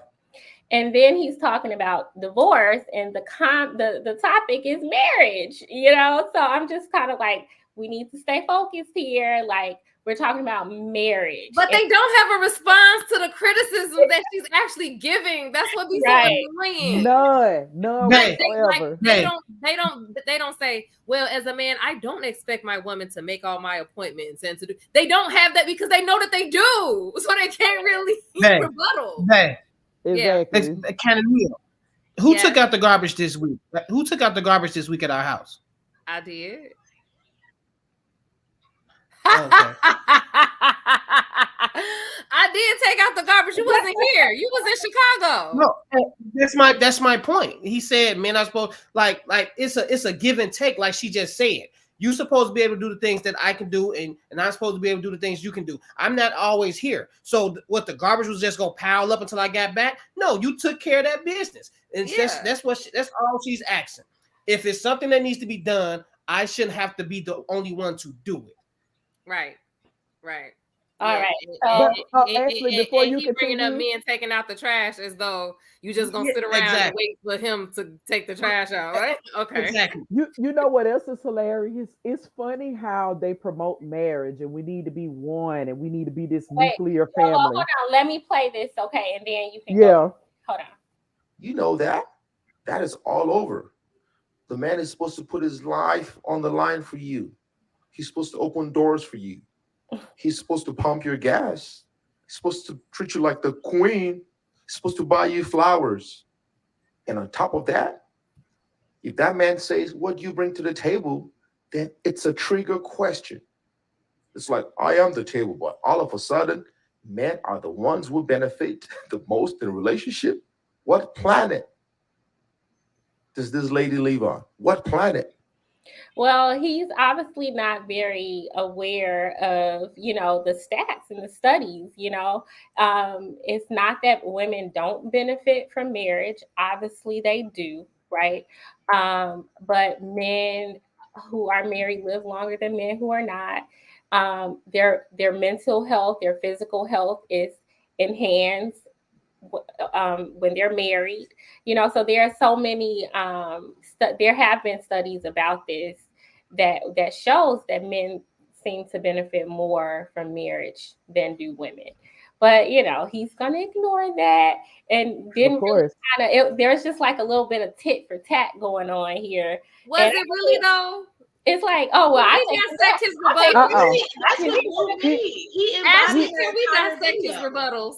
Because I'm so sick of hearing this. Like, that's what I mean. Like, he even basically validated what she said. She Literally. said, okay, I may get something on holidays, or I may get And something he jumped for straight to Mother's Day, Valentine's Day. or this and that. Like, she even said that, and he just said it. Men are expected to buy you something for Valentine's Day. What? Women buy you something for Valentine's Day too? What? And he talking like he's being forced. We'll treat you like a queen. Like, Hey. You don't want to? like he Let really me don't tell- want to do that. Let me No, tell y'all but the whole something. trash. Anytime you gotta keep score and list out what you're Mhm. doing, Yeah. you That's a are not doing enough. People do that because they know deep down inside, I got to tell you what I've been doing because I know I can do better. I know that I know that I could do better. So guess what I'm gonna do in this moment? I'm gonna keep score. Okay. I'm gonna keep score. You know, I live with a semi-cave person, meaning that he got caveman mentality. Like we have to revisit this conversation a lot. But I also take responsibility in the I live fact with a that cave woman. I created some of this in the beginning. I got to take some accountability for that. But now, just like Candace said, here we are, 2022. I'm not the Jovo who was like, pregnant and working part time and I'm home so I can do a little bit more. I'm like working mom Jovo. So now it's like I've evolved. So we need to evolve in our responsibilities. That's just what it is. Like, that's what adults do, right? That's what we He's You do, know being he right? was doing. smart, though. That's what exactly, Miss Jovo. He knew he was being unfair. He listed taking out the trash in comparison, taking care of the kids, breastfeeding, getting up in the middle of the night, cooking all the meals, packing all the lunches, sweeping, mopping, yada yada. And all you gonna do is take the trash out and buy me some flowers for Valentine's Day? Right. Making all of your doctor's appointments, making sure that you go to the Exactly. doctor's appointment. Taking the kids to appointments. Exactly. Like, what are we talking about here? Come on now, Exactly. y'all have spoiled us. And why would we want to lose out on those perks? So we have to keep this train moving by any means necessary. I can't even argue with you, Darwin. Live longer than you. You know, I want to stay living longer than you. What you know what I'm saying? Is y'all crazy? We about to give up on what we benefit from? So you have to understand the mindset of man. It's the same way that the white men feel about us as a black people. Oh, I have to keep them right here because I feel like that I'm not going to be benefiting as much if they start getting these good jobs, if they start getting these good seats in the White House and stuff like that. So they're trying to keep the women. Hey, stay doing this because if you keep doing that, I'm gonna live longer. I don't have to work as hard. I get to do what I want to do. And guess what? You're going to be dying and dwindling away. And I'm going to cash out on your insurance policy once you die. I ain't No, I'm dying sorry. though. We still tend to outlive men. I'm just saying we don't live as long as single women. Right. But I ain't dying, Cannon. I ain't gonna die because I'm trying to change the tide.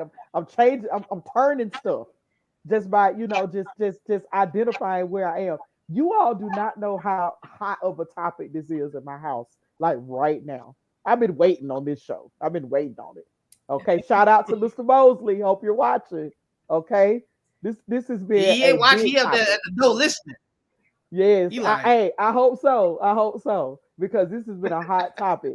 Because that's where we have to in marriage. That's where you got to change the gears. Like when one person's career changes, or like Darwin, you talked about being a truck driver. I'm pretty sure the dynamics of the household were different when you were driving trucks out on the road and Cannon was primarily home versus now, the times you all have spoken about Darwin when you were home and Cannon was working. Things were not the same. Okay. They were not the same. So the tide needs to turn. So like I work in the evening time. So I have to have like these family meetings where it's like, okay, mom is not gonna be momming, okay, between the hours of 6 p.m. and like 8 p.m. So these are the things that need to be done. Okay. And then I have to keep repeating because it's like, well, this is what we always do. And it's like, we're not in that space anymore, darling. We're not there anymore. We're in a different part. It's a different space. Yeah. Okay. I'm just amazed at how much, not really surprised, but she kind of did it to herself with the way some of the definitive statements that she made, like, oh, I don't want to do anything, saying things like that. Obviously, that's going to be alarming, right? Is she really? Most women are not going to want to be single forever, right?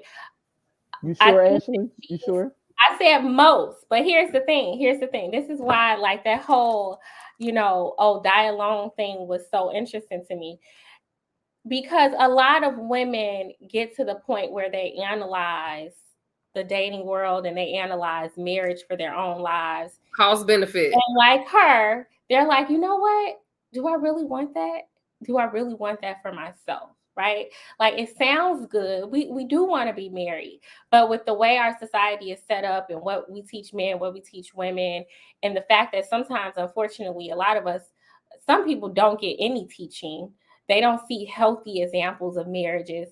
Some people, like myself, are scared of that. Like, it's just kind of scary. Like, do I want to incur that? Do I want that? Do I want to deal with this in my life? There's a lot of instruction for what women need to do, but there isn't a whole lot for what men need to do, except for the surface level things that I don't even think that they really understand, like provide and protect. Those are becoming buzzwords. But what does it look like to be a husband on a day-to-day basis? I don't think we have those conversations a lot. And so I think a lot of women have already decided, like, this is not for me, right? And I think she herself is probably just she's probably going through that phase of like, man, I just don't want to deal with that. Hopefully she comes out of that, right? But I think that, it's just so crazy. It's not surprising, like I said. It's just unfortunate that a lot of men just really weren't trying to even understand what she was saying. This is nothing new. I know women who are married who are going through this very same thing where they do everything and it's tiresome and it's draining, and it's like, obviously men do things too, and I'm not knocking the guys, men, but it's like in a lot of marriages it's very lopsided, and over time that becomes draining. Like she talked about, Mm-hmm. she doesn't want somebody who's just take all. Exactly. We are human beings, and as moms, as wives, we nurture, we give, but it's like somebody has to pour into us sometimes too, right? Mm-hmm. And we would like it to be from the people that we're with every day. We don't want it to be that one or two times a year, or once a month with a friend. We want it to be with our spouse, with our husband, right? So, of course, a lot of guys just, they ain't want to hear that. All they heard was, she don't want to do nothing. That's how they really heard. Right. But this also speaks to the guys that lived in homes where they saw the mother do everything. So in their minds, especially the guys who grew up in single parent homes where they only saw mom doing everything. Mom went to work and cooked the meals.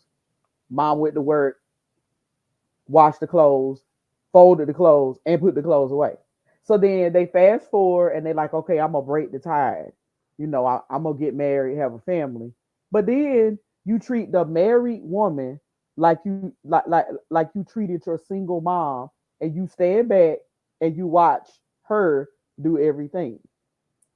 And it's like, how are you breaking this generational curse when you're allowing this married woman who has a helpmate to do what the woman was doing that didn't have the helpmate? Make it make sense. You know what I'm saying? Make it make sense. And I think the other thing too we have to look at is and I see somebody in the chat, they're gonna come in hot and we ready for you. We are. Okay. I think the other thing we have to look at too is just like what I keep saying about relationships, they evolve over time. Like all relationships are not going to be the same from day one. And I want to encourage wives out there who have felt burnt out, who feel like the kids, they ain't getting it, the husband ain't getting it. Speak up, sis. Like set boundaries with your family. Give people roles and responsibilities so that your kids do not see that, well, all my dad did, all he did was work and he paid bills. But my mom worked, so I guess she paid bills. We confusing And the took out the kids. garbage and put Exactly. We confusing the kids like families, and Cannon has spoken about this on other shows, like this nuclear family idea. And nah, it's like a team. Like everybody plays a part in running this house. And as your children get older, you're teaching them the same. Like my 10-year-old, she chips in to help with dinner, not because she's a young woman now, but because she's part of the Mosley team. Yeah, You everybody know, want to eat. right? Everybody Gotta want to cook. eat, so everybody got to help. Like everybody want clean clothes. Okay, mom Everybody gonna gotta do wash all them. right, exactly. But hey, babe, you can get your uniforms. You know what I'm saying? Or Mhm. hey, I'm gonna tend to the garden. You can cut the grass. Like it's Like it's I a don't team. think that's the issue with everybody trying to idolize the older generation Exactly, because they went through something that we didn't go through at all. So everybody's saying, "Oh, well, my exactly. grandfather told me to do it like this." I'm pretty sure he did. I'm pretty sure he did, but he also never had any type of emotional intelligence. Well, not never, but he had very low emotional intelligence. He probably sat and watched the game every day. He probably didn't give you any life lessons, or if he did, they were very shallow life lessons, very one dimensional. Um, you know, it's unfortunate, but I think that's what people go back to look at, like, oh, well, they stayed together for 40 years, as if none of the societal issues around them had any impact on why they stayed together 40 years. Our marriages are not going to look like our great grandparents' great parent. You know what I mean? Our great great grandparents is marriages. They're going to look more hybrid now, and I think Darwin said it before. Unless you amass up like some millions of dollars, there's you can't be that kind of provider breadwinner kind of mindset unless you're Cam Newton it up, and you have all this money. It's unlikely. More than likely, you're both gonna have to work. More than likely, you guys are gonna have to share the work and the domestic. Yeah, and I think men don't want to stuff. And I like I've said this so many times. I like gender roles. I'm okay with that because I grew up with that. But I don't want somebody who's just a slob either. Like, you know what I mean? And I shouldn't have to be doing the men's work if that's the case. I know women who literally take care of the car, mow the grass, and do all the women's work. Oh Like, no, we ain't doing that. I'm just like, I think there needs to be a little bit of balance and fair, and not like tit for tat. But Right. who wants to be in a relationship where they do everything? We got Trey. His name is Big Trey. Hi, Big Trey. Hey, Big Whoop, Trey, whoop. what's going What's on? going on, ladies? Hey, Hey, hey. you. Hey. How y'all doing? What's up, Good. Hello, ladies? hello. What's going? So, okay, real quickly, this is my first time being on a video, so I don't know if it's a good connection. But I'm coming in hot. Y'all is tripping on this here internet.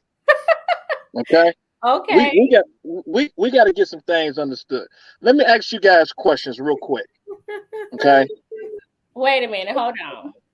You're not about to pigeonhole us with these questions. Just make Yeah, it. and No, are we I gonna be just able want to to ask answer one the question. questions? Okay, Because let some me of the ask answers three they be questions. cutting us off. Let me get a limit of 3 questions. Number 1 question. First question is, Are we gonna go in a circle or something? when you guys was growing up, did your mom work and raise you and help out? How was you guys raised? Are those the 3 questions? Wait a That's minute, are one those the 3 question. questions? Because that's not one question. That's 3 questions. What is happening here? No, they Oh, be wanting to get your whole family history. I don't even Right. know you, no, Big I Trey. don't. What's You, happening? you know what? Okay, the No, what's reason, happening?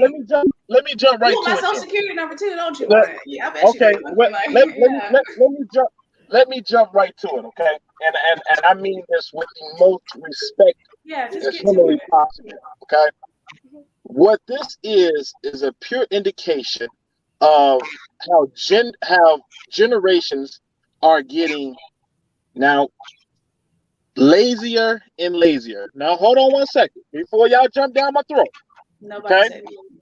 Literally Now nobody. this is just a pure indication of oh well, he got to do this and this and that, and I got to breastfeed, I got to cook, I got to do this, I got to do that. Okay, cool. But when the man is out, like right now, like I've been working since 6 o'clock this morning. It's 10 o'clock. It's 9:30 here in Chicago. Did you hear a man crying and complaining about that? No. But It's you just boast certain. about it. I'm sorry? You boast about it a lot. Are you not No, doing? Are we you not answering doing? questions anymore? Is Mr. this a Trey, conversation? Mr. Trey, are you not doing what you just said women do? Like you had to bring up the fact that you've been working since 6 o'clock. Like, but then you started the conversation with, I gotta breastfeed, I gotta do this, I gotta do that. I get where you going with this keeping score thing. And if you run the take back, I mentioned what I've learned in marriage is keeping score ain't gonna get you nowhere. But when you see your partner dwindling, because we in a partnership, when you see your partner is taking on the bulk of the responsibility, you made a vow, you have a duty to make sure your partner does not drown. You will not have an effective marriage if your partner is drowning. Okay. Okay. Okay. I'm just saying. I heard what you said. I heard what you said.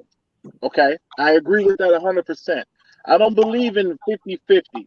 There's no such thing as 50-50. There's 80-20. There's 70-30. There could be a 0-100. There's no such thing as 50-50. Oh no. But what I don't, excuse me. Oh no, go ahead. I'm listening.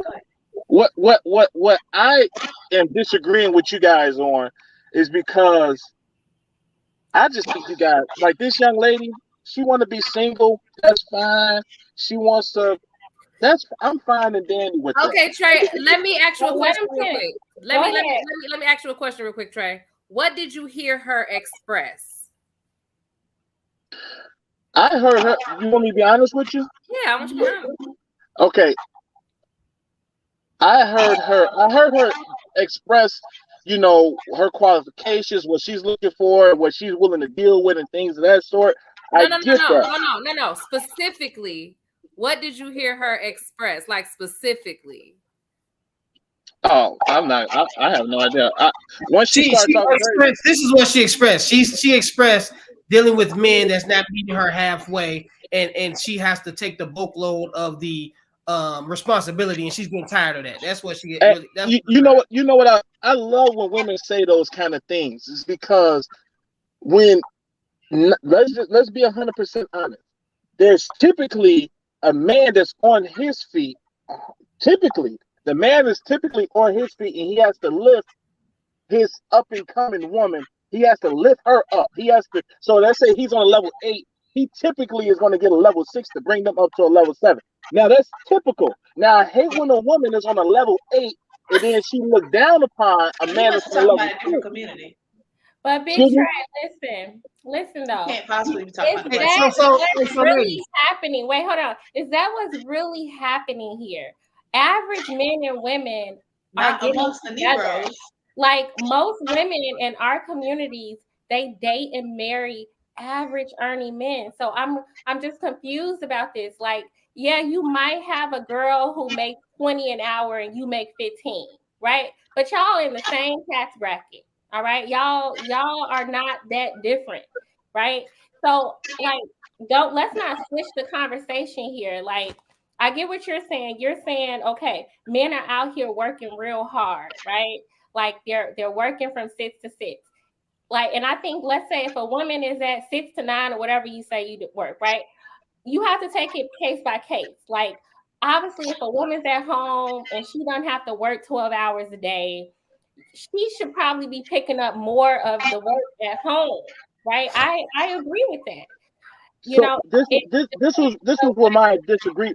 This is where I was like, you guys was tripping, is because everybody on this here video was saying, well, women do most of the work. We doing all of this. We making the doctor's appointments. We making the cooking. We cleaning. We breastfeeding. Man. And you know what? I understand y'all don't want to hear it. You don't think that's the reality. I'm trying to understand his point. Can I finish? Go ahead. I mean, so I get what you guys are saying, right? And like the young lady, Miss I think that's Miss Jovo. Okay, I can't see it on this video. Okay. Like you were saying, we don't have to go tip for tat. We don't have to pull out the record of who's really doing what. But this is just my opinion. I really think that you guys really devalue the value of a black man, of a working black man. That's my personal opinion. Now, the reason I say that is because, do you not think that we get tired? Do you not think that we go through stuff throughout the day, and we got to maneuver through this and maneuver through that to get to where we need to be? Now, yes, if someone is making $20 an hour and making $15 an hour, you are in the same tax bracket. But what you guys don't realize is when you add those two together, you're now in a different tax bracket when you join. Because the main thing of this was called marriage. And with marriage, you add. There's no me and you. There's a whole team.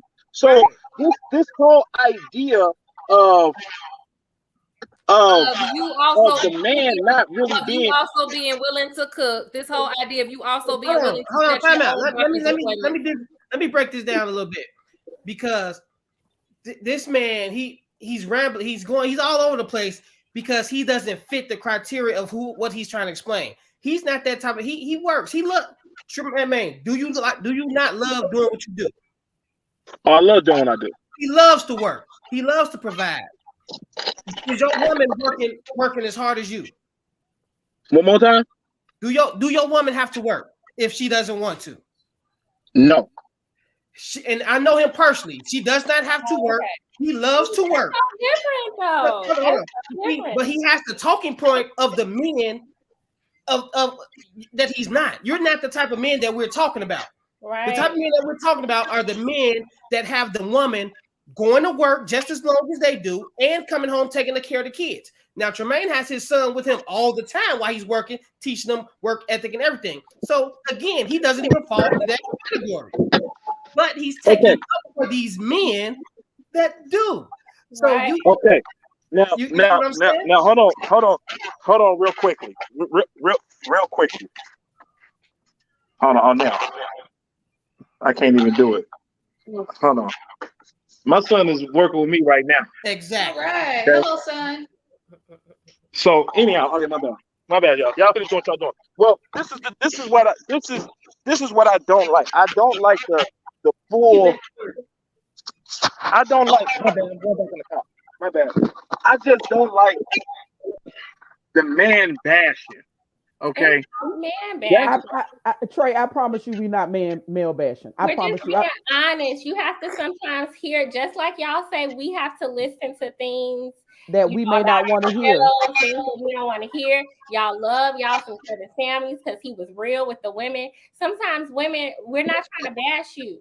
Like, we're just saying, you know what? Exactly. We want to Ain't be in a nobody lied yet. relationship Ain't nobody up here lied but yet. these are our problems. These are issues that we have, just like y'all have issues. You know, and this is real talk, like Big Trey, like you said that your woman doesn't have to work, right? That's great. And we love a hardworking man. All these ladies up here, they got hardworking men. Okay, they are all married. Mostly work hard for it. I'm telling you. But what we're saying, Okay. Can I ask you guys one question then? There are women out there who are working hard. Your questions be like 5 parts. Okay. You read off the questions. Your questions be 5 parts. So everybody got a hard-working man. Yes. Right? Everybody got a hard-working man that provides, and obviously you guys are in happy marriages, right? Absolutely. So let me ask you this question. Why are you guys on here talking about something that you're not even involved in? No. Wait. And I live in can I house. get that? Go ahead, Ms. It's just that easy. So if that's not even your situation, if that's not even wait, don't give to the homeless. Don't give to the homeless. If that's your logic, don't give to the homeless. One second, hold on. You asked the question. Let Ms. Jobo answer before you answer. Go ahead, Okay, Jobo. Hold on, You real gotta quick. answer your question. Yeah, okay. You asked the question. So Trey, I am currently in this situation. Me and my husband both work more than 40 hours a week. Like, I have a day job. I have my own counseling firm. He's a mechanic. He has his own garage. We both are working extended hours, and we have a child. We've been married for 18 years. Okay.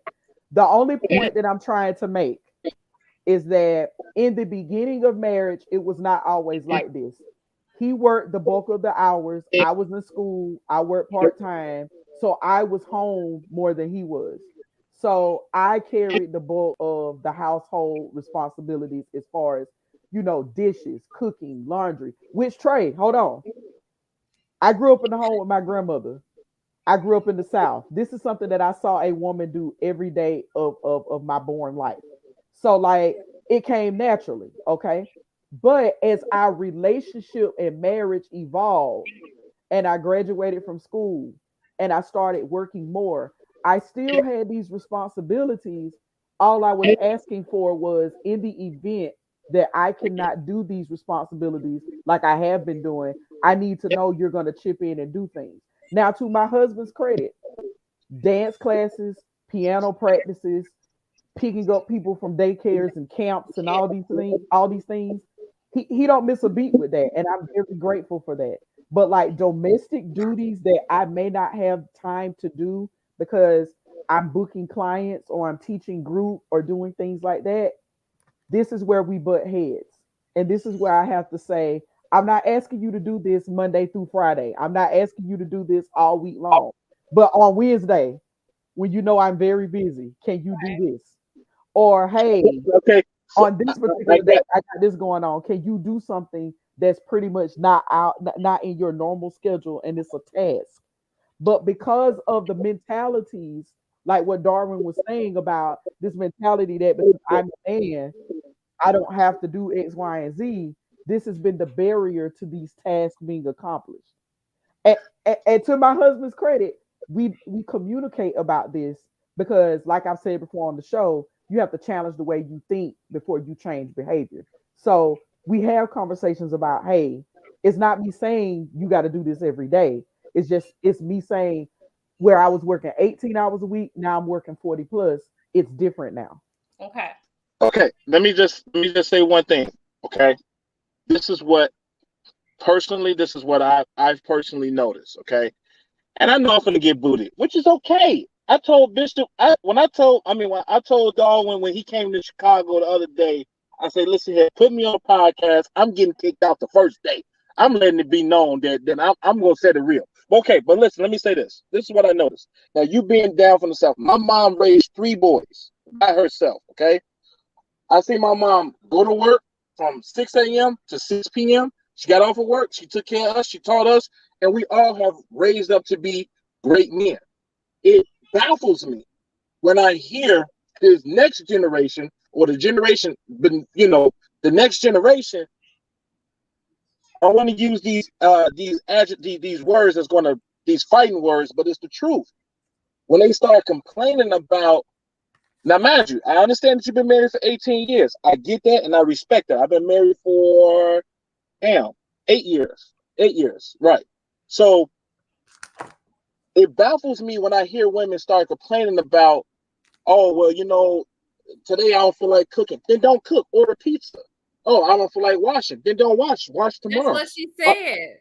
I get that. But what I'm saying is, I'm not finna be, now, do I know how to cook? I can cook a full full Thanksgiving dinner without a problem. It's not beneath me, but it's a matter of I'm not finna be doing those things. The same way I'm not gonna ask my wife. Hold on. Why not? Different. Wait, Because wait, you just said that you hold on. But why not? Why not, Trey? Why not? Real quick. Hold on. The same way, because right now I gotta get off of work and my AC in my house is not working. So the same way I'm not gonna tell her to go downstairs and break that furnace down and go down there and do this and do that and do this. It's the same way that she's not gonna ask me to go in there and cook a meal. Can I cook 100%? But I'm not going to do that because that's not my role. That's not what I do. And there's nothing wrong with that. I respect that, Big Trey. I've talked about this on the show. I've talked about this on the show before. I came from a home where gender roles were very fine and clear. Okay. Like, it's strange for me to even be in the house with a man and see him wash dishes, right? Because that's how I grew up, right? Same thing where the men in the house, they took out the trash. They did the manly things. We did the women things. That's how I grew up. But here's the reality. Big Trey. Like, what you described is not what's happening in most homes. That's not what's happening. If you're doing all those manly things and your woman's doing the wifely things, okay, that makes sense to me, right? The problem is when you got a man who's working hard, but the woman working her butt off too. She's working real hard too. She working those long hours, and she's coming home and she's still doing all the things by herself. I don't think your situation is how most people's situation is. So you're talking from a perspective that's very like limited. You know, I get that 100%. But let me just add this, right? So I love your mother, great woman, raised 3 outstanding men by herself. She did a great job. You don't think she wanted help on some of those days? You don't think that she needed help on some of those days? yes. It's not the point that she can do it. Of course, we can do a lot of stuff. I can move my bed out the house by myself if I want to, but I might break a finger, might fall on my toe, and this and that. So the things that these women doing by themselves over all these years, don't you think it's taking a toll on their body, their mental, their health? You know what? There's a saying, and I'm gonna say this, and I live by this saying. It makes you stronger. You better not say that. No. Hard times create great men. I'm Great glad you time said that. I'm so glad you create said it. weak men. So That's when the my mission mom statement for was struggle love. one more time. Struggle love. Go ahead. Big So Trey. do I believe that she wanted to take that break and things of that sort? Of course, everybody want to take a vacation. But at the end of the day, especially with this young lady that you guys had, y'all was criticizing this video, this is just a pure indication. I'm telling you, it's a pure indication of where the generations is going. And it's almost sickening because I get what you guys are saying. I'm limited. You guys feel as though I'm limited because I'm not in that particular situation. I'm one of those, let's just say, cream of the crop kind of guys. I get that. But what I just don't like is when we get together and we start discussing what a man should be doing and what a man could be doing and what a man ain't doing, and yet you're not a man. You get what I'm saying? And you're not walking that day. You're not in the man's shoes.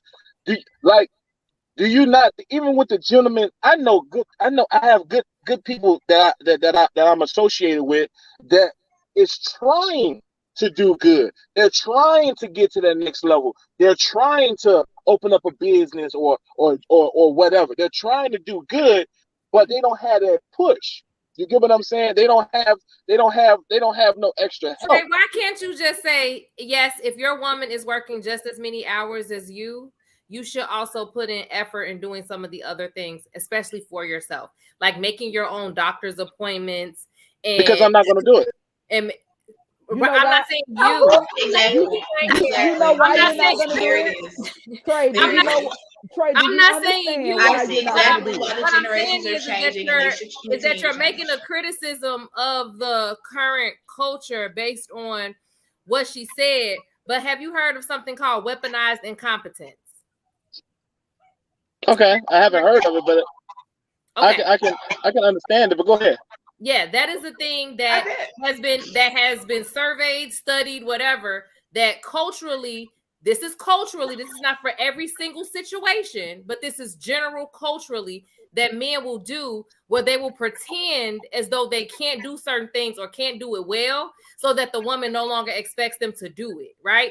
That is a cultural thing. What is being said is that I expect the person that I am with to not make me, like I said, just work just as much as they do, right? Work just as much as they do, and then just expect me to do all of those other things simply because I have a vagina, even when it does not make sense. She didn't say she didn't want to do anything. She said we should take care of each other. That doesn't mean that she said I will never cook. She said, did you hear what she said? She said flip a coin. That means that she will cook, right? She will cook. When it's my turn, let's take turns. We both got to eat. So we both should cook because we both tired. We both worked a long day, right? if I cook, you wash the dishes. If you cook, I wash the dishes. Right? I have to make my doctor's appointments and do my stuff. Can you make your own doctor's appointment and do your stuff, please? Because I'm working just like you. That's I'm gonna say this one last thing, guys. Wait, I just want to jump in one because you said that like twice. I just want to say, I think it's unfair to act like, oh, well, I changed the tire on a car, so she should cook 3 or 4 meals a day. In what world is you changing on the tire on the car once a month, or changing the thermostat on the water heater once a month, or cutting the grass in the summertime every now and then? How is that in comparison to eating 3 times a day? I come from a family where my grandmother, my grandfather, they lived that whole setup. When my grandmother went out of town, he was calling his daughters to come cook for him. That's a problem. They have families. They can't leave their house to go cook a meal for you because you weaponized incompetence. You're saying your way into your actual incompetence where you can't even cook a meal for yourself. You know, and he should have at some point learned how to make a meal, wash his own clothes, all these things. But if we keep saying, "Oh, we got to go back to that time," we're going to keep making incompetent men. Okay, let me just say this one thing, and I'm out, and I'm gone. I promise I'm gone. I finish. Yes. Okay. Let me ask you this now. This is only an issue in the Black community. It's not. Big Trey. Yes, it is. Nope. Yes, it is. No, yes, it is. Not. You already It's really not. White women have been talking about weaponizing competence for years. One second. You have white women that I quoted you. No, Trey, we're not gonna let you say that. Because every study that I quoted, wait a minute. Every study that I quoted you, Trey, every study that I quoted you was from the predominant society. They are not studying Black people specifically. This is coming from the predominant society, which is white society, which is white culture. If you go look at those TikToks and you look at all that and weaponize the competition, it's gonna have white faces on it. Okay, it is not in the Black community. Can I just finish one thing? I understand you guys can say this is not true. But wait, hold on. Let's think about this. If like I hire Mexicans every day. Okay. Hispanic. Every single day a Mexican works for me. Okay? Every day. He's not Mexican. When he comes to work, I promise you, his wife then got him some tacos, some tortillas. He got a meal cooked, and he out here working. He hustling, bustling. And his abuela didn't make it. His abuela probably made his tacos. His abuela. Now listen. Now this is not an issue in the Mexican community. This is not an issue in the Caucasian community. In my personal opinion, it's only. This is my opinion. Y'all gonna get upset, but it's the truth.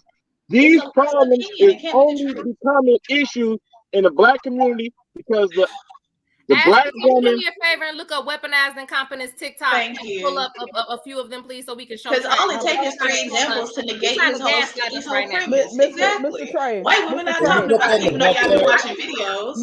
I think that's the problem. I think us as a people, we always take the most negative thing and be like, that only happens in the Black community. No, it does not. All these things that we're going through happens in other communities as well. Absolutely. Okay. How many? Okay. You think our women are the only women?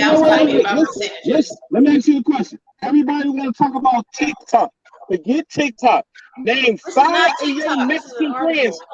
Wait, hold on. Listen. Let's get back to real talk and real life. If you got 5 Mexican friends, 5 of them, I bet you if you call them right now, I bet you this is not a problem in their household. Trey. The study that she's putting on the screen with the graph that she was showing you included Mexican people. Hold on. Exactly. They just be wanting to tell their stories on anybody platform. They be lying.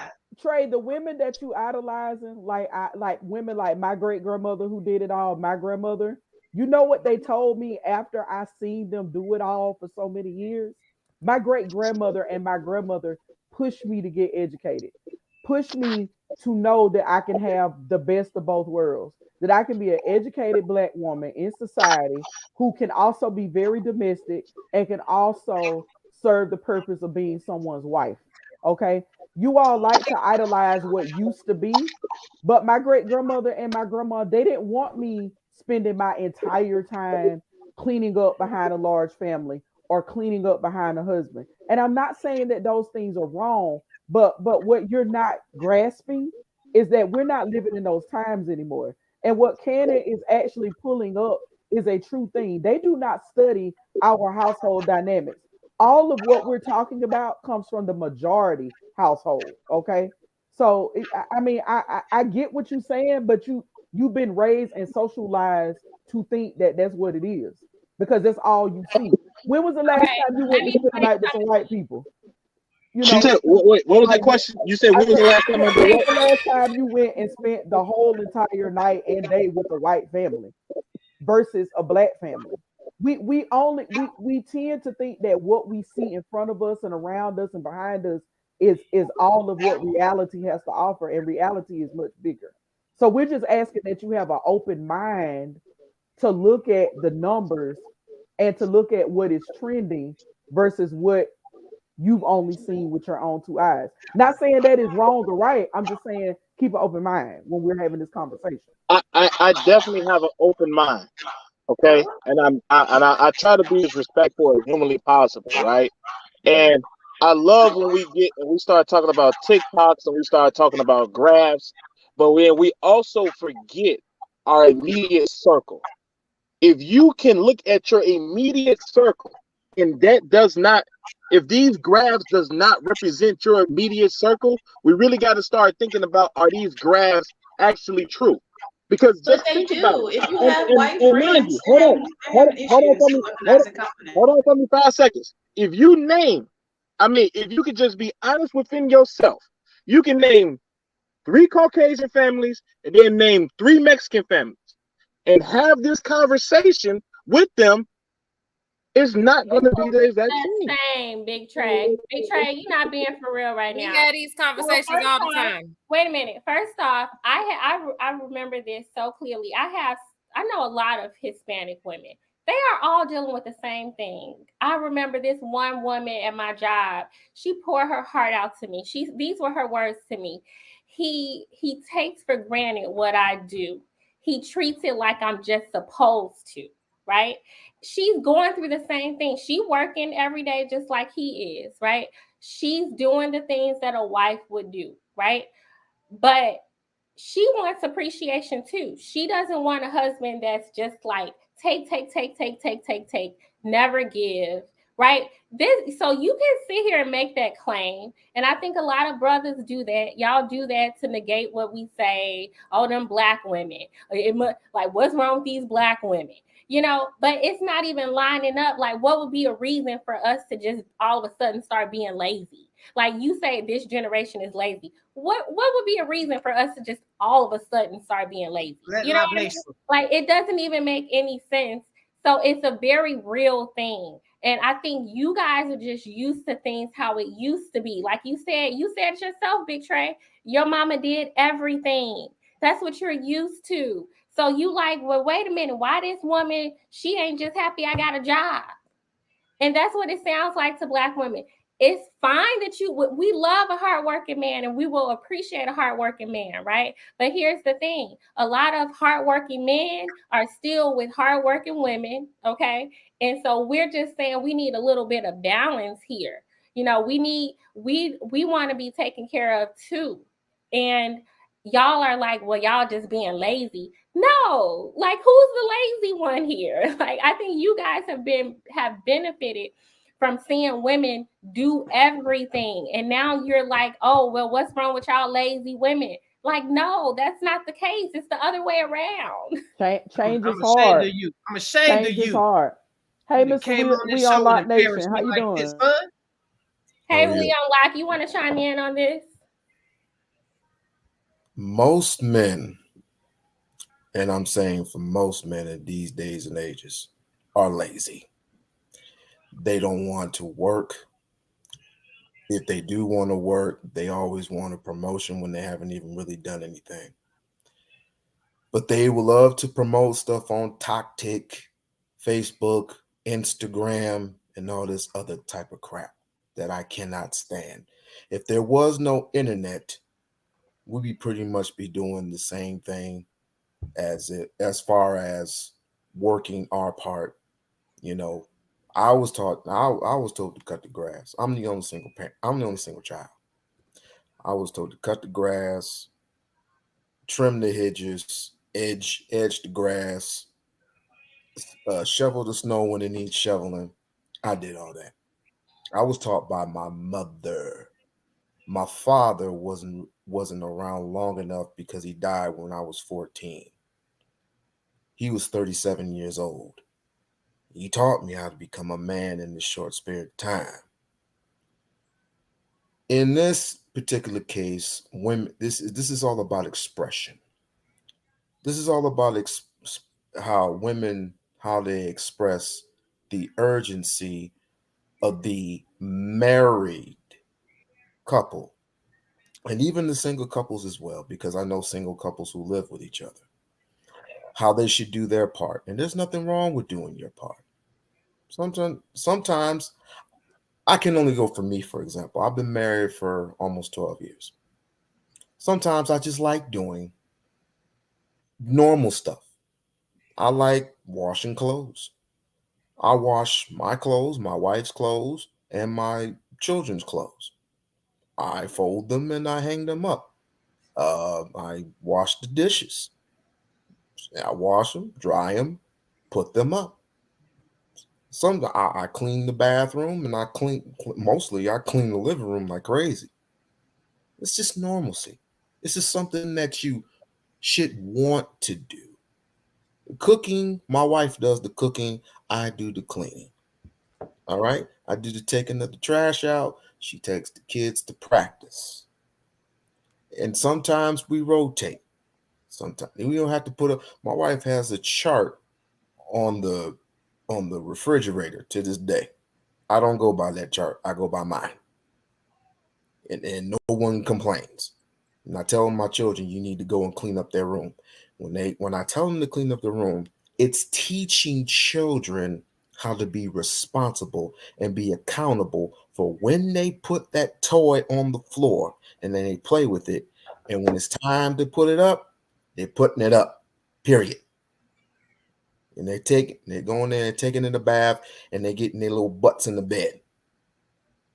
We don't want to teach simple stuff anymore. It's very kind of loose when you don't teach and you go by the internet what they say, this person says, or that group says. It's all hogwash. Do you? Maybe we ought to be learning from our elders. All right, if we still have them on this earth. I don't have my elders anymore, and they taught that responsibility is accountability. If you want food, you'll grow it. If you're that hungry, are you hungry? Well, then grow your own food. Or if you have money, go to the grocery store and get your own things. Or we'll go together and we have a list. We'll go together when we'll get our groceries. Okay. Yeah. Why don't we help? Why don't we do this? Why don't we challenge each other? Why don't we challenge each other in these spaces right now? Right? Why don't we do this? Why don't we go by our list of what we need to do and what we need to be helpful for? It's a 50-50 position. You do this and I do that. And by the end of the day, we're going to Chili's and we're having dinner. Okay? That's our reward. Yeah. Something simple. Yeah. I think that some men will just have a problem with that. Like, it's so funny because I have two brothers and they are on the opposite ends of the spectrum. And it's funny because they're both very well, they both do very well. They are providers in their households, right? I got one who he will help out, right? He'll help out around the house. And then I have one who he ain't doing nothing. Even though his wife got two jobs, right? Like, she's working, she's doing all, like, it's so funny. I just think some men feel like as a man, you don't do those things. You don't go to the grocery store. You don't wash dishes. You know, that's what the woman does. And it's so funny because, you know, she's not black, Big Trey. She's a white, my sister-in-law is white. And she's going through the same thing. Like, so you're talking about look at our circles. Like, I don't know what circles you got. But we know women of all races who are going through this, you know, and it's like, it's not just black women, okay? It's all women. And then you can't be so sure of what you see is what you really see. You see the Hispanic man or the Mexican man coming to work, you know, with his tacos. First off, you really don't know if the woman made the tacos. Maybe the daughter made the tacos. Maybe he made the tacos. You know, you really don't even know. But nonetheless, it's so much bigger than who cooks. Like, I'm with you. If you a hardworking man, I personally think your woman should make sure your woman should cook for you, right? If she's a stay-at-home mom, she's a stay-at-home wife, there's just no excuse for that. But it's just like, y'all have these illusions, like, in your mind. On one hand, Black women need to understand that the average Black man makes $42,000 a year. And then on the other hand, oh, but he's out here, he's the provider, and he lets you stay at home. You have the option of not working. I'm like, what world are y'all living in, Big Trey? Because what's going on? Okay. You're not saying the same thing. I got you. Are working very, very hard. Am I okay? So let me say this a couple things, because I was going to ask you guys the exact same question. Is like when the gentleman, I don't know what, I'm driving right now, so I can't remember, the gentleman with the dreads, he said most men are lazy by nature or whatever the case may be. And I'm like, I don't know what kind of dudes or what kind of men y'all referring to, because every man that's in my circle, that's in my phone is productive, is a business owner, is a worker. I mean, I don't have anybody that I know. But he's talking about in relationships. And wait, hold on. Wait. This is what I'm saying. I get the relationship, but listen to what I'm saying. The gentleman, when he originally came on, the very first thing he said was most men are lazy. That was the very first thing he said. And I was like, what? I don't know any lazy men. That's kind of how we felt when you said only Black women are doing that. I didn't you see say how it made you react because you know it's a lie. Not only. It's not a matter of only. I love when the young lady said that her sister-in-law, which is white, which means that her brother, and I'm almost assuming, I mean, I'm trying to get the family tree. Your brother is Black, right? Yes, my brother is Black. And he got him a white girl, right? Yes. A white lady, excuse me. And in his opinion, he wants his lady to, I mean, I'm only reading between the lines. Huh? You said you read it in between the lines. I mean, I'm reading between the lines because you said that the Caucasian lady came to you and was saying all these things that, you know, he's taking her for granted, the things of that sort, blah blah blah, right? A Hispanic coworker of mine did that. Yes. She was just giving examples of how it's not only Black women. But yes, the same way you're giving examples of how you know men that are not lazy. I'm asking, don't you see the correlation? The word only is not the correct word. Okay. No. I probably did say only. Don't backtrack, Big Trey, because you made the point that, oh, I only hear this with Black women. You're associating this with Black women.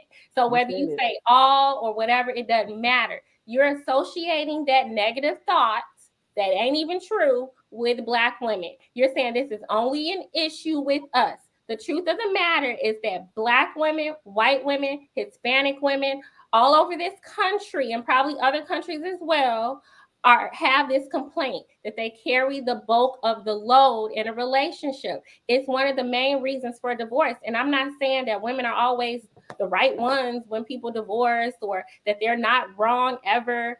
or have silly reasons for divorcing, but this is an issue, and it's been well documented that we carry the bulk of the load.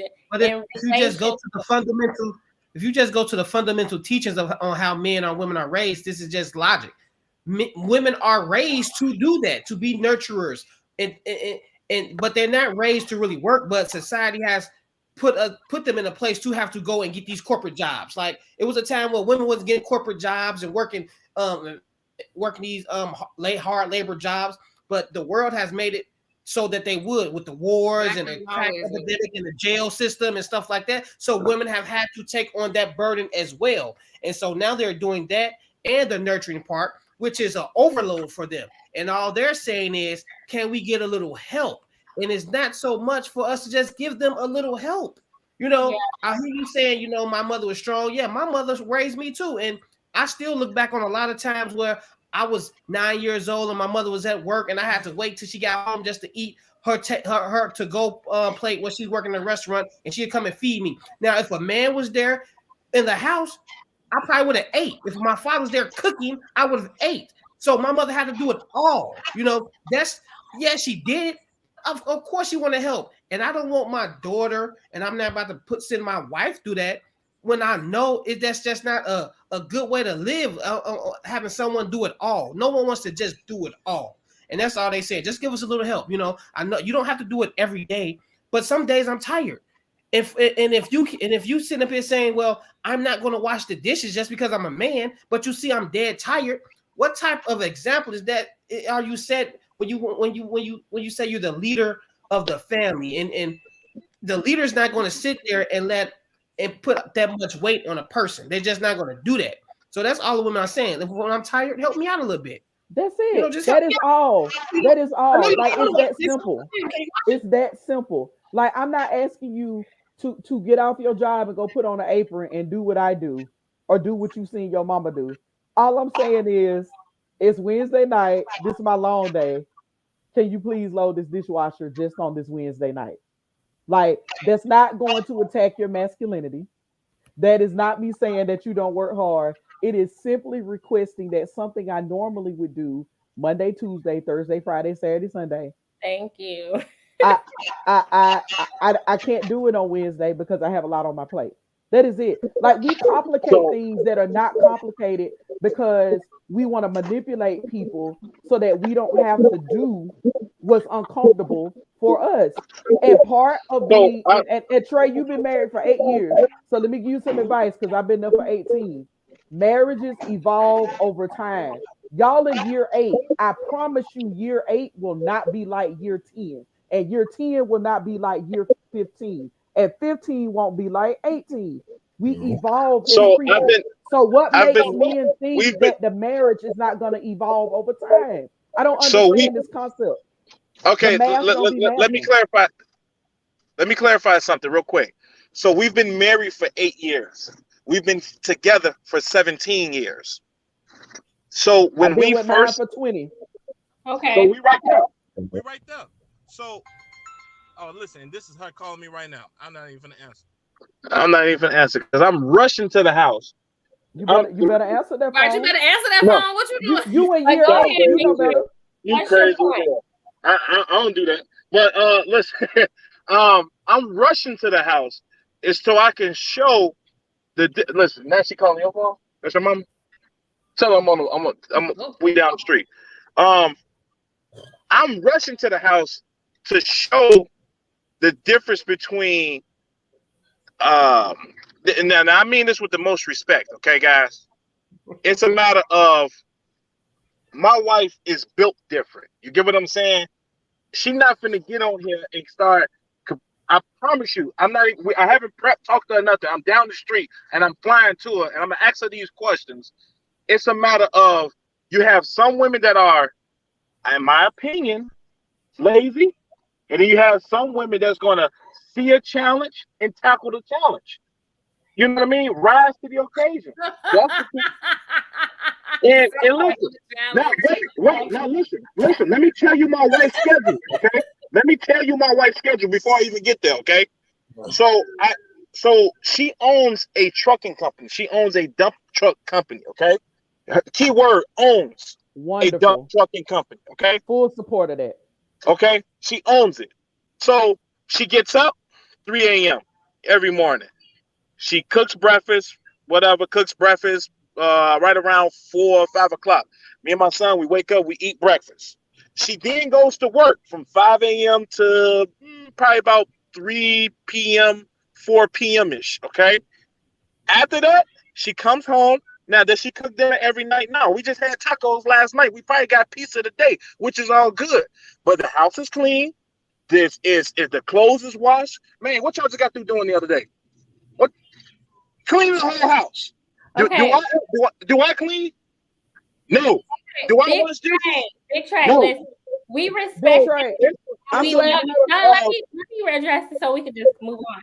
So, Big Trey, like I think you're not hearing nothing we're trying to say, and I think it's very indicative of what Different happens strokes for in different folks, my friend. and what happens in relationships. You keep talking about your relationship. That is wonderful. That's how it should be. Two people doing what needs to be done for the family. Okay. I don't think women, just like men, don't just make up stuff about relationships. I mean, some stuff ain't true, but it's the same thing with women. Some stuff isn't true. But I think a lot of women are experiencing what they're talking about. I have seen both. I've seen hardworking men and women, and I've seen women carry the bulk of their relationships. I have seen both. Okay. And so you can sit here and act like it don't happen all you want to. But we know that there are situations where there are women who are carrying the bulk of the relationship. They are doing a lot, and the men are not as active as you are. If most marriages, if most marriages like yours, if most men was like yours, the divorce rate wouldn't be so high, Trey. So you know. This is just I was going to ask numbers that. don't lie. Numbers don't lie. If everybody was acting like, if all the guys was acting like you and all the women was acting like your wife, the divorce rate wouldn't be so high. But y'all have a good system, and a lot of men don't want to set. It's good that y'all set up a good system because a lot of households don't have a good system that works for both of them. Most households have a system that puts an overload on the woman. I know you don't get that. You don't see it, but that's what the stats prove. We can't go against stats. Our personal opinion doesn't matter when we're talking about the masses of what's going on in the overwhelming rates of divorces and single parent homes. So you have to take a bigger. We have to look at the Mr. Hill. Let me ask this question. He said he's been married for 8 years. Talk crazy, right? He's been married. He said he's been married for 8 years. I want to ask him this question: how long do you think this is going to last? How long do you think this is going to last between the two of you? With her people, they all here talking about the bulk of the load. I don't even. So that's my wife. Wait, hold on. Wait, real quick. You just gonna put her on camera like that, though. I told you I was coming dead in. I'm coming dead in. You see what you do. You see what you do. You ain't even thinking about. She don't want to be on this camera. What point are you trying to prove? When the last time you trying to prove putting your wife and your kids on camera? Right, that's your situation. What proving, sir? You said what about proving? And how long is that relationship going to last with her doing the bulk of the load? Baby, do you do a bulk load? I bet he's for her though. I bet he's for her. I bet how long is our relationship gonna last with you doing the bulk load of everything? That means she's submissive. That's the only thing that means. But she don't do the bulk of the load. She doesn't go in on it. Don't worry about it. So okay, you said what was the point? You said your question was, I don't know if that was a rhetorical question or not. I'm gonna step outside because she ain't here jamming. So you said what was the point of putting my wife and kids on the video?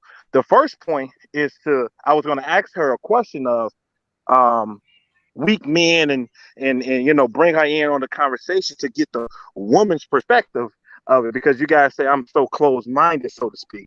That was the first point. Just on this topic. What I'm talking about? What you say, man? Yeah, on this topic, yes. So then your next question was, how long is their relationship going to last? It's going to last for an eternity. Is the answer for that? You think it's going to last for eternity? What you're doing right now is going to last for eternity. Oh, we I want to get the clear notification. It's going to $1,000,000%. $1,000,000%. Okay. $1,000,000%. You said what? Clip it. Let me tell you what I put in the comments. I used to want to be a superwoman. I don't want to be super no more. Because what I find out about superheroes is that they always saving everybody else, but don't know how to take care of themselves. And I want to take care of myself and also learn how to manage my family and understand that I'm not the only person in my family that has the ability to take care of my family. It's a lot of people out here, specifically with the topic that we're talking about, a lot of women that I have seen in therapy that they losing their minds because they don't know how to set boundaries and ask for help. So to reiterate what we were saying before, we're not telling men to be us. We're just asking for help. That is it. That is all of it. Now, asking for help. Remember what was the first thing I said in this whole conversation? A relationship is not 50-50. It's sometimes going to be 70-30. Sometimes it's going to be 100-0. Okay? At one point, my wife should never be 100-0. It should never be 100-0. No one should fall prey to. They should never be victim of circumstances when you in this relationship. Like if my partner on 0, I'm not doing something right. Like if I see my husband drowning, I'm gonna come save him. That's it. Okay. I'm not gonna sit in my little position and say, "Well, babe, I can't help you because I'm the woman." I don't do that. Right. Okay. So maybe not 100-0, but 90-10. But you guys get what I'm trying to say. Okay. You guys, it's a semantics. We're not gonna be perfect. We're not asking for perfection. So basically, I think for help. Sometimes one person will give a little bit more than the other. But Jovo's saying that nobody should just never give anything. You think I'm gonna sit back and let my husband drown? No, not ever. If he come to me today and say, "Babe, we got this going on, and I'm gonna need you," let's go. Let's get it. Let's get it. That's it. That's all of it. Like we work on it. And I'm sorry, Ashley, to monopolize the conversation, but Lot Nation said it the best. We complicate stuff that's not complicated. It's like if Darwin and Cannon was swimming and Cannon was having a hard time and she getting underwater, like the current is taking her away. Darwin is not gonna say, "Babe, I can't reach you because that ain't what men do." He gonna go save his wife. He gonna go save his wife. I'm gonna say it ain't that complicated. And then what Darwin's not gonna do, he ain't gonna go save his wife and then try to tell 300 people, "I saved my wife." You did what you were supposed to do. So this can't hear you, Trey. You're boring. You breaking up, Trey. I was just on the Wi-Fi, but hold on. I don't know if we're getting anywhere with this conversation. I think, unfortunately, it will continue to be an issue in our communities. I applaud all of you on here, for figuring out something that works for your marriages. Hopefully other people can take a step back and see, you know what, this is what works. I have a part, my wife has a part, my husband has a part, and I have to make sure that I am here to help, like here to be of assistance, like not just women, but men too, to have like a healthy relationship. You should also be thinking about your spouse, women are human beings and we're here. Men always say like, we're here for the man. We're here to be a helpmeet. Okay. I believe that too, but I'm a human being and my fuel runs low too. And I get tired too. So I think both men and women has to be thinking, okay, what can I do to add to the family? Like, how can I help? How can I would never be with any man that's just all about him. You know, like Exactly. I don't understand any man who really thinks that a woman should be in a whole relationship for the rest of your life, in a marriage for the rest of your life, when it's all about him and it's all about what you do and your submission, and then you cook, you clean, you do. But he never thinks, oh, maybe I could do this for my wife. Like, I don't even think that's sustainable.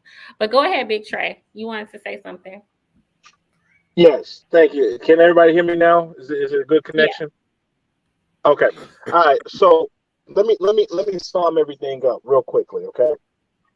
Number one thing is, I don't know where these lazy men are in the world. I personally don't know any, and they're not in my particular circle. I don't know not one lazy man. That's for one. For two, do I feel as though to give a helping hand to my wife? 100%. So if she doesn't, like right now, I don't know if y'all noticed, she was in there cooking right now, which was cool. Yesterday we had tacos. Today, she cooking, which is cool. Sometimes I'll order pizza. I'm saying I'm not going to be cooking because that I'm just not going to cook. I'll order pizza. But why? But that works for them. If that works for them, then no. You just said you're a great cook. Why? I'm an excellent cook. But why won't you cook? Do you know why? Yeah, no, I want to know why. The first reason why I'm not going to cook is because I don't know my way around the kitchen. I don't know what the seasonings is no more. I don't know. Weaponize the confidence. Oh, that's an excuse. That's such an excuse. Wait. Can I give you? Ask me why? Let me answer the question. You don't even know where the salt and pepper shakers are. I do not. You know why? That shows the quality in the craftsman, the quality of the woman that I got. What happens? Wait. Hold on. The 1 quality second, guys. of your wife. Wait. Let me. By the fact that you don't know what the seasons called it. Hold on. I heard it all. That's the quote of the week. Wait. Hold on now. Hold on. Give me 1 quick second, okay? That shows that I haven't had to cook in, like I say, 12, 13 years. When we first got together. But you're not answering to me why you won't cook. Okay, wait. Let me explain. Give me 1 quick second, because the gentleman was like, you don't know what a sharp paper is. You keep taking 50 seconds. The same way she doesn't know what my drill is, the same way she doesn't know what my screwdrivers is, the same way that she doesn't know where all of those items is. So you just won't cook off of principle. Since you do the drilling, you refuse to cook ever because you drill. No. So the word we have this conversation all the time. Well, that's her equipment. Her salt and pepper shaker is her equipment, and your drill is your equipment. But Ashley, the point that I'm trying to make to him is that I'm not saying that how he chooses to run his household and do that is wrong, but I'm just saying therein lies the point that some women do have an issue with that, the fact that you just will not cook just because you have a penis and you don't think you should. Because what is the penis? No. I'm not, but I'm trying to explain to him that is what the issue is. It's not about that they're like, oh, these men are lazy or whatever. It's to your point, what you're saying too, is that sometimes I may need you to cook, but you're just going to refuse to do it because you drilled something the other day, right? No, I'm not saying that does not work in your house. But I'm just saying it's the mindset that some women have an issue with. Like, I may need you to cook, but you're just like, I just by general principle, because it's a principle for me. Not because I physically can't do it for any reason, but just because it's principalities, because I feel like I did this other thing. So I refuse to do that thing because I'm a man, because a man does this and not that. That's why can't I order pizza? And I was just trying to let you see that. Hey, man, ain't nobody stopping you from ordering pizza, but you why can't I order pizza? If my wife says the difference between it's not the point about you order or not. I'm saying it's the mindset is what I'm saying, and that mindset works in your home, and that's fine. But what I'm saying is that mindset does not work for everyone, because some people are like, I don't want you to arbitrarily just be like, I refuse to do this thing just because I'm a man. we understand that works in your house and that you guys are okay with that, but everybody is not okay with that, and which is illustrated in the complaints that you see generally in the culture, where it's like you're coming to me and just telling me you're not going to do certain things just because you feel it's my thing to do just because I'm a woman, and I don't like that part. That's what I'm trying to get you to see. It's the mindset. Not saying that how you do that in your home, but I'm just saying that it's that mindset that bothers a lot of women. There, where some men feel like, no, I'm not going to change the diaper because I work, because I take out the trash, because I do this. I'm not going to change a diaper. Women change the diaper, and it's really a privileged mindset because anything can happen in a marriage. The diaper, your mentality is not gonna even let you do it. Quick question, Cannon, real quick. Watch this here. Real quick. So when you guys got these deliveries, if you get a big old delivery, a big box, and it's 200 pounds, right? Does Darwin let you lift that box? We're gonna get a dolly, but wait, hold on. Get a dolly, get a furniture dolly. If Darwin, Trey, what I'm telling you, no, what I'm explaining to you is my mindset, right? My mindset. No, hold on, let me finish, Trey. My mindset is that there is nothing that happens in this household that needs to be done that I am unwilling to do because I am a woman, if it ever becomes necessary for me to do it, is what I'm telling you. If a box gets here and for whatever reason I need to do it, I'm gonna do. I'm not gonna say if it doesn't make sense, I'm not gonna just be like, well, but I'm the woman, so you try to make. That's the point that I'm making. And what I'm saying is I would want Darwin to also feel the same way, that there should be nothing in this house that needs to be done that he is unwilling to ever do just because he has a penis. That's the point. That's all that I'm saying. That's I was gonna say that's coming from a very privileged mindset. That's for the sake of standing on a principle. If I ever needed to pick up a drill for whatever reason because it made sense in that moment to be the most effective way to do something, I'm not gonna not do it because I'm the woman. Is all that I'm saying. Off of principle. And marriage is long. What if your wife gets sick? Are you gonna be like, well, I'm ordering pizza 7 days a week because I don't cook? Like, in what world does that make more sense? You're standing on a principle that is made out of sand at this point. I can't cook because I have a penis or I'm a man. Okay, somebody gets sick. The children can cook. Surely you can cook. Why do you guys keep saying because I have a penis? I have never said those words out of my life, out of my mouth ever. Okay, well that's normally what make men men. I think they're thinking that you think you shouldn't have to do those things because you're the man.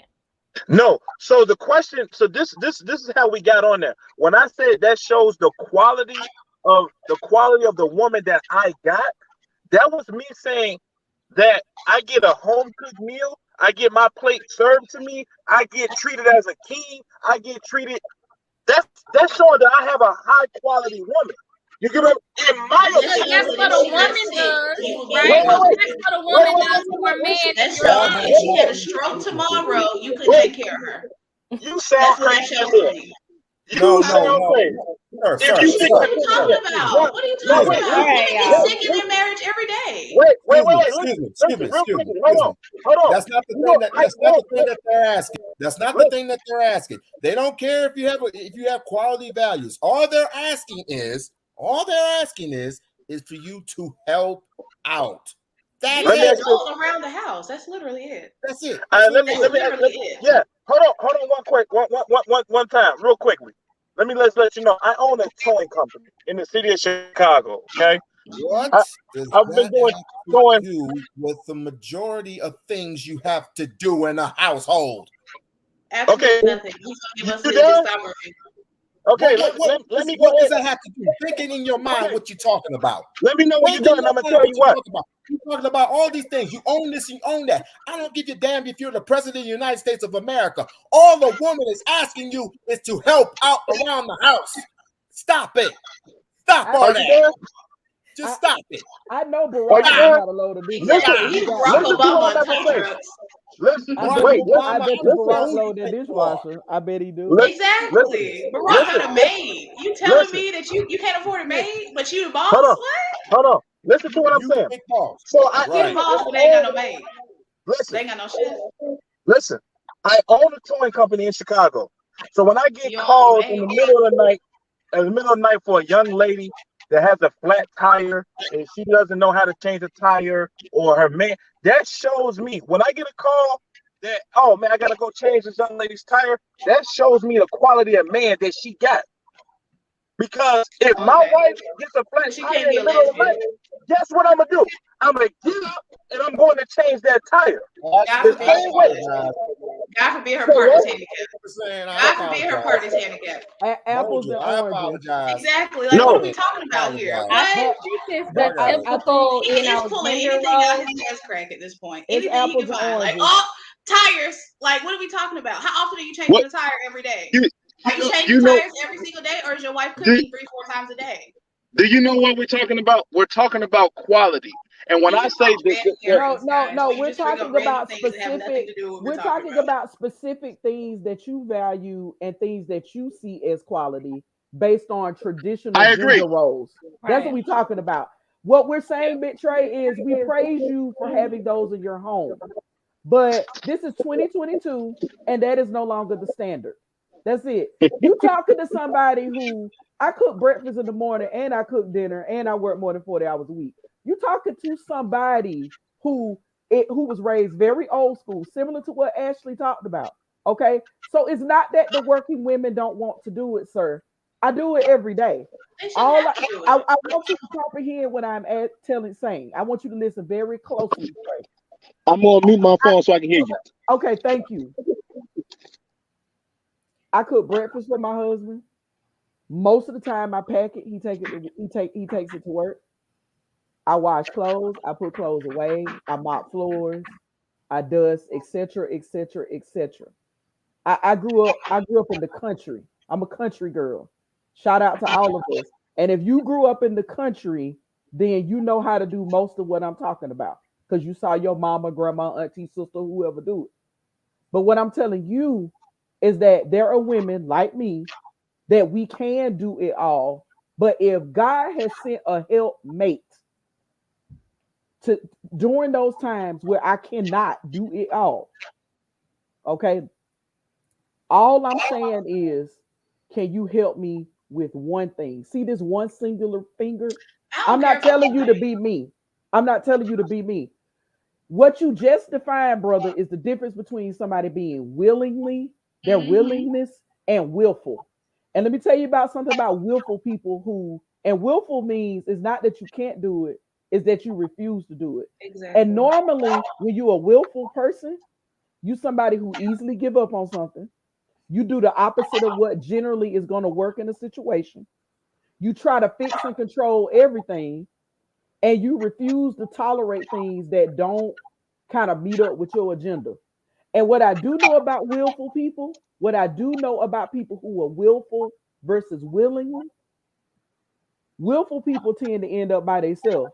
Willing people tend to have that community and that group of people around them giving that love, respect, and support.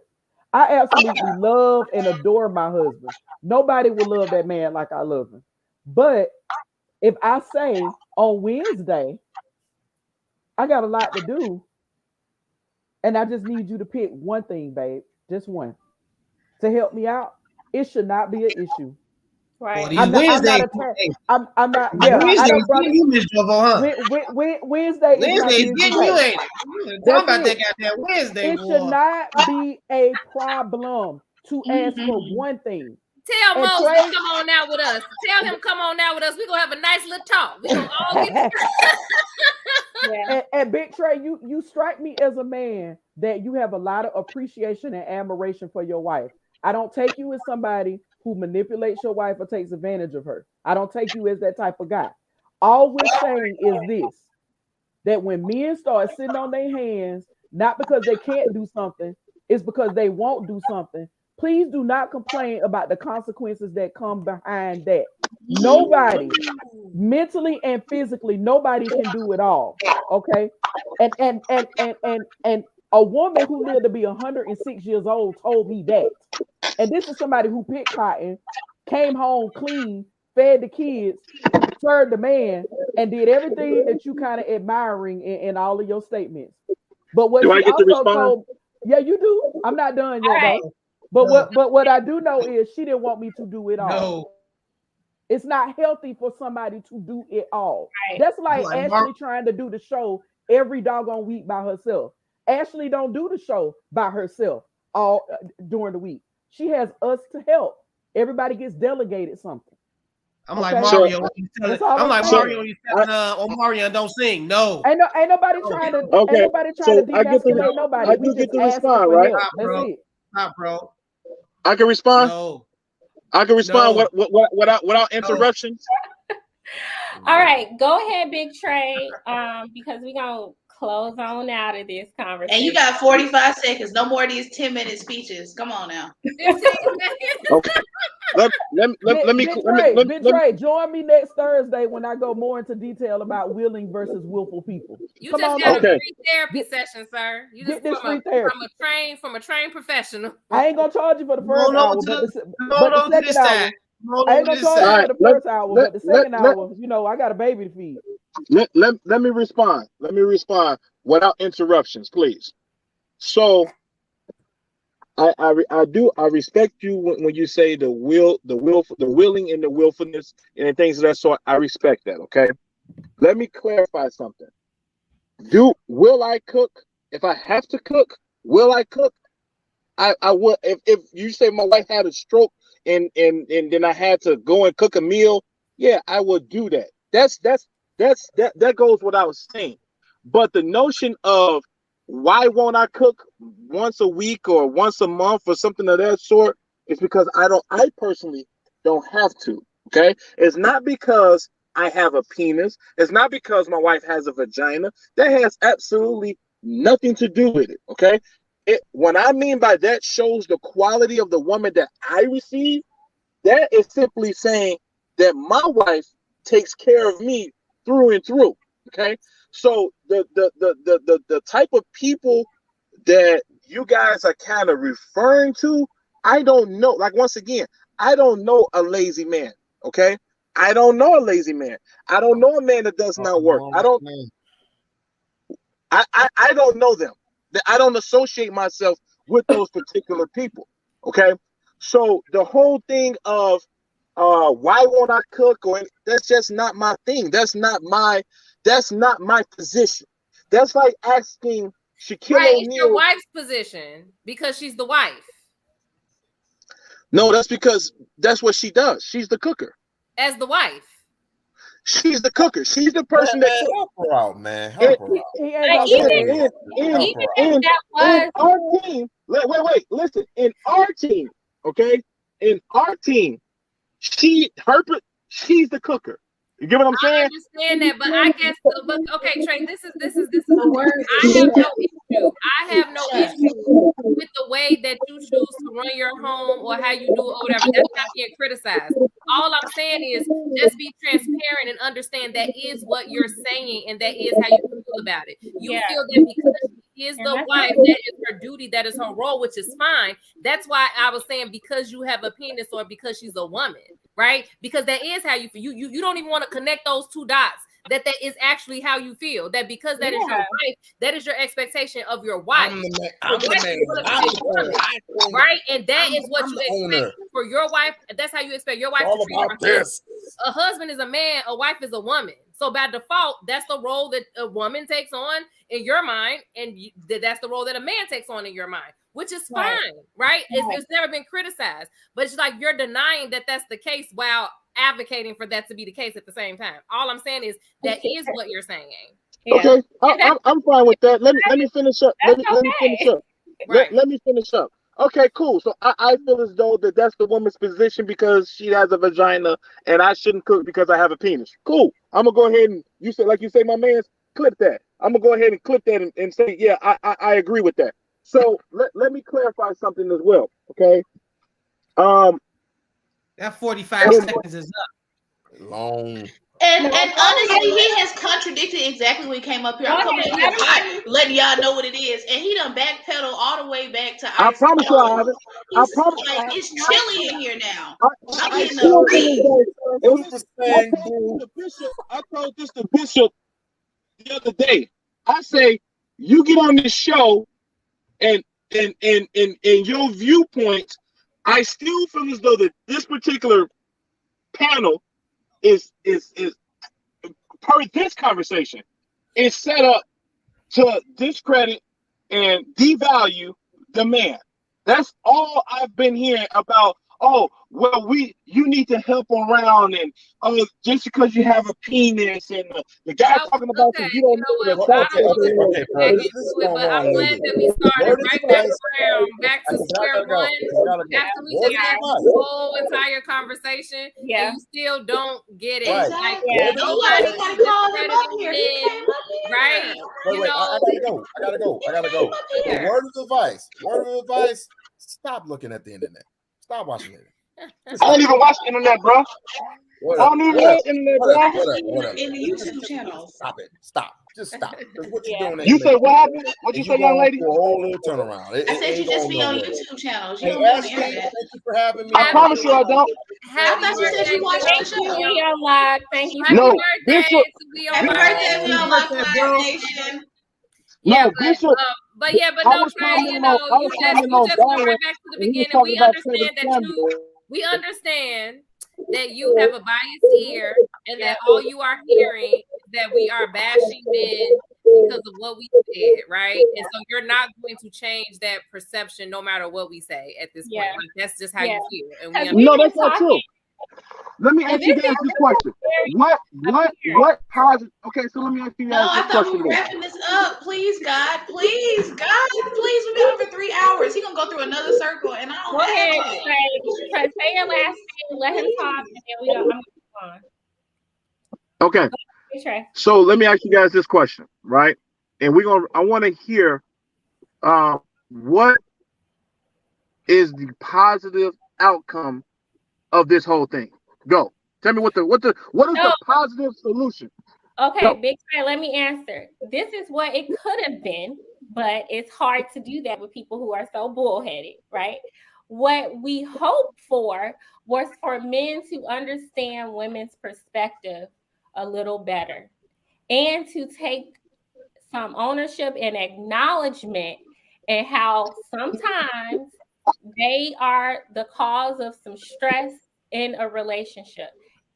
Maybe to you, it's not stress, but overall for the relationship, it's going to be stressful. So you don't want to hear it. And it's to me, like, I hope this is not indicative of marriage. Like, I really do. We've had a lot of men on this show, and we can talk for 2 hours, and they always come right back to like their very first square one. Like, the whole conversation never happened. Exactly. It didn't progress anywhere. It was. So, Big Trey, listen. First off, we respect hardworking men. Okay. Darwin is a hardworking man. We respect him. Cannon respects her husband. You might not like their relationship. They are not traditional, right? They don't believe in gender roles. Darwin doesn't find a quality woman to be a woman who's just gonna cook and clean and stuff like that. You value that probably maybe a little more than, or in a different way than Darwin. Now that doesn't mean Cannon doesn't cook, but they don't live by gender roles. Some people like gender roles, and that's fine. And I think that we have to be honest about that. We have to be honest with ourselves that that's what we want or that's what we like. And then also realize that some people don't want it and don't like it. And vice versa, right? People who don't like gender roles have to understand, well, look, this operates and this works for some households, right?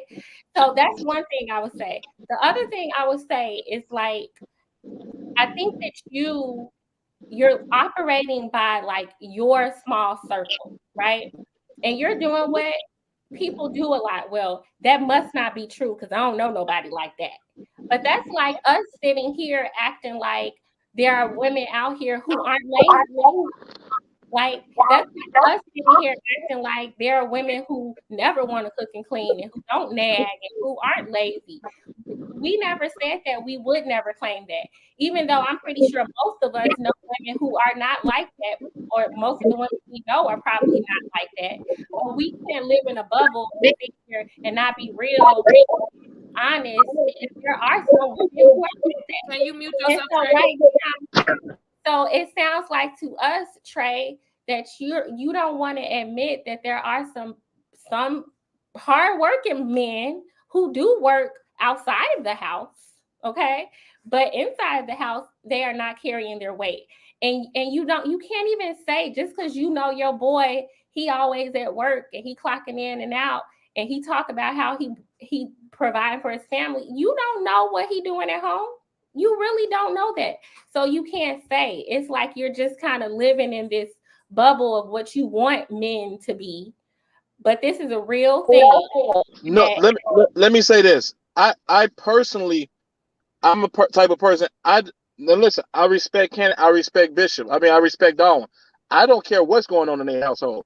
I mean, I don't care if she sticking up his butthole. I don't care what's going on. What's going on in their household.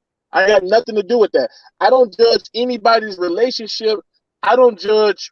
I don't really care. I'm not that type of person. What all I'm saying is, I feel as though that. So can a man help out? Yes. Do I feel as though it's a man's position to cook and clean and do something? That's not something I'm personally going to do. We understand, but I guess what we just want you to walk away with is that the fact that we understand that you don't feel like that's something you're going to personally do. But I want you to understand that us saying that we feel women should help out more is not bashing men. Right. It is not men bashing. Just because you don't personally agree with it does not make it man bashing. Okay. What makes it man bashing is by saying men are lazy and men and women carry the bulk load. I mean, because these or maybe are that's the truth that you don't want to admit. Or maybe that's the truth that you don't want to admit. So that's not man bashing? How is that okay. So you're telling me a study. No, that is no different than him saying only black women have an issue with that. You're telling me a study that came up with calculating how many hours a woman works outside of the home versus how many hours a man works outside of the home, and then calculated the bulk of the responsibilities and how they're divided up within the home, and then calculated who was doing the majority of the work, and it came out that women were doing the majority of the work once they calculated that. You're saying that speaking to that is bashing a man because that's the reality. No, what I'm saying is the word men are lazy. Because that's what you guys said. We didn't say that. Like, what are you talking about? It was the man who was a guest on the panel, just like you are a guest on the panel. He said that. We never said that. We never proffered that. We didn't put that forward. He said that. We didn't say that. You're a guest just like he was a guest. He's not even a regular panelist. That was his opinion. So you could talk to him about him saying that, but we never said that. Right. That's not what we were saying. We were bringing forth what I just said, is that we know for a fact that when you calculate the hours worked outside of the home for a woman and the hours worked outside of the home for a man in 2022, and then you look at the division of labor within the household, it comes out that women are doing the majority of the division of labor within the household, and also working about the same amount of time outside of the household as men are, which means that they're doing most of the work. And what they're saying is that they are tired, and that because they have to work about the same amount of hours outside the home as men do, that the men would be helpful. It would be helpful to the family, helpful to the woman, helpful to everything if they would also split some of that labor up more fairly and equally, since the woman is also working outside the home. That is not man bashing. That's not fact. It's not made up. Like, it is the reality. Right. So okay, so would you guys agree that you guys will be more, if you guys have sons, in my opinion, right? If you have sons, would you say that you are raising weaker men? What are you talking about? Because they have to wash dishes? Are you for real now? What? Men are weak because they have to wash. Like, what are we talking about here? Do you see how he started moving the goalposts? Exactly. So what about your imaginary sons though? Your imaginary kids? Like, he could have just been like, "Trey, what can you acknowledge? Can you acknowledge that us saying what we're saying is not man bashing? That is just simply having a critique based on what I can acknowledge. What I can acknowledge is your study is not man bashing. the words of lazy and We things of didn't that say sort. You didn't say that. Okay. Now Great. I promise you, I have nothing better to do with my time but to go back through this video and Please point do. out where you guys said that within the first 2 hours. We No. did not Please, say send us that. evidence. We on I Live didn't say men Nation are said lazy. Go that. ahead.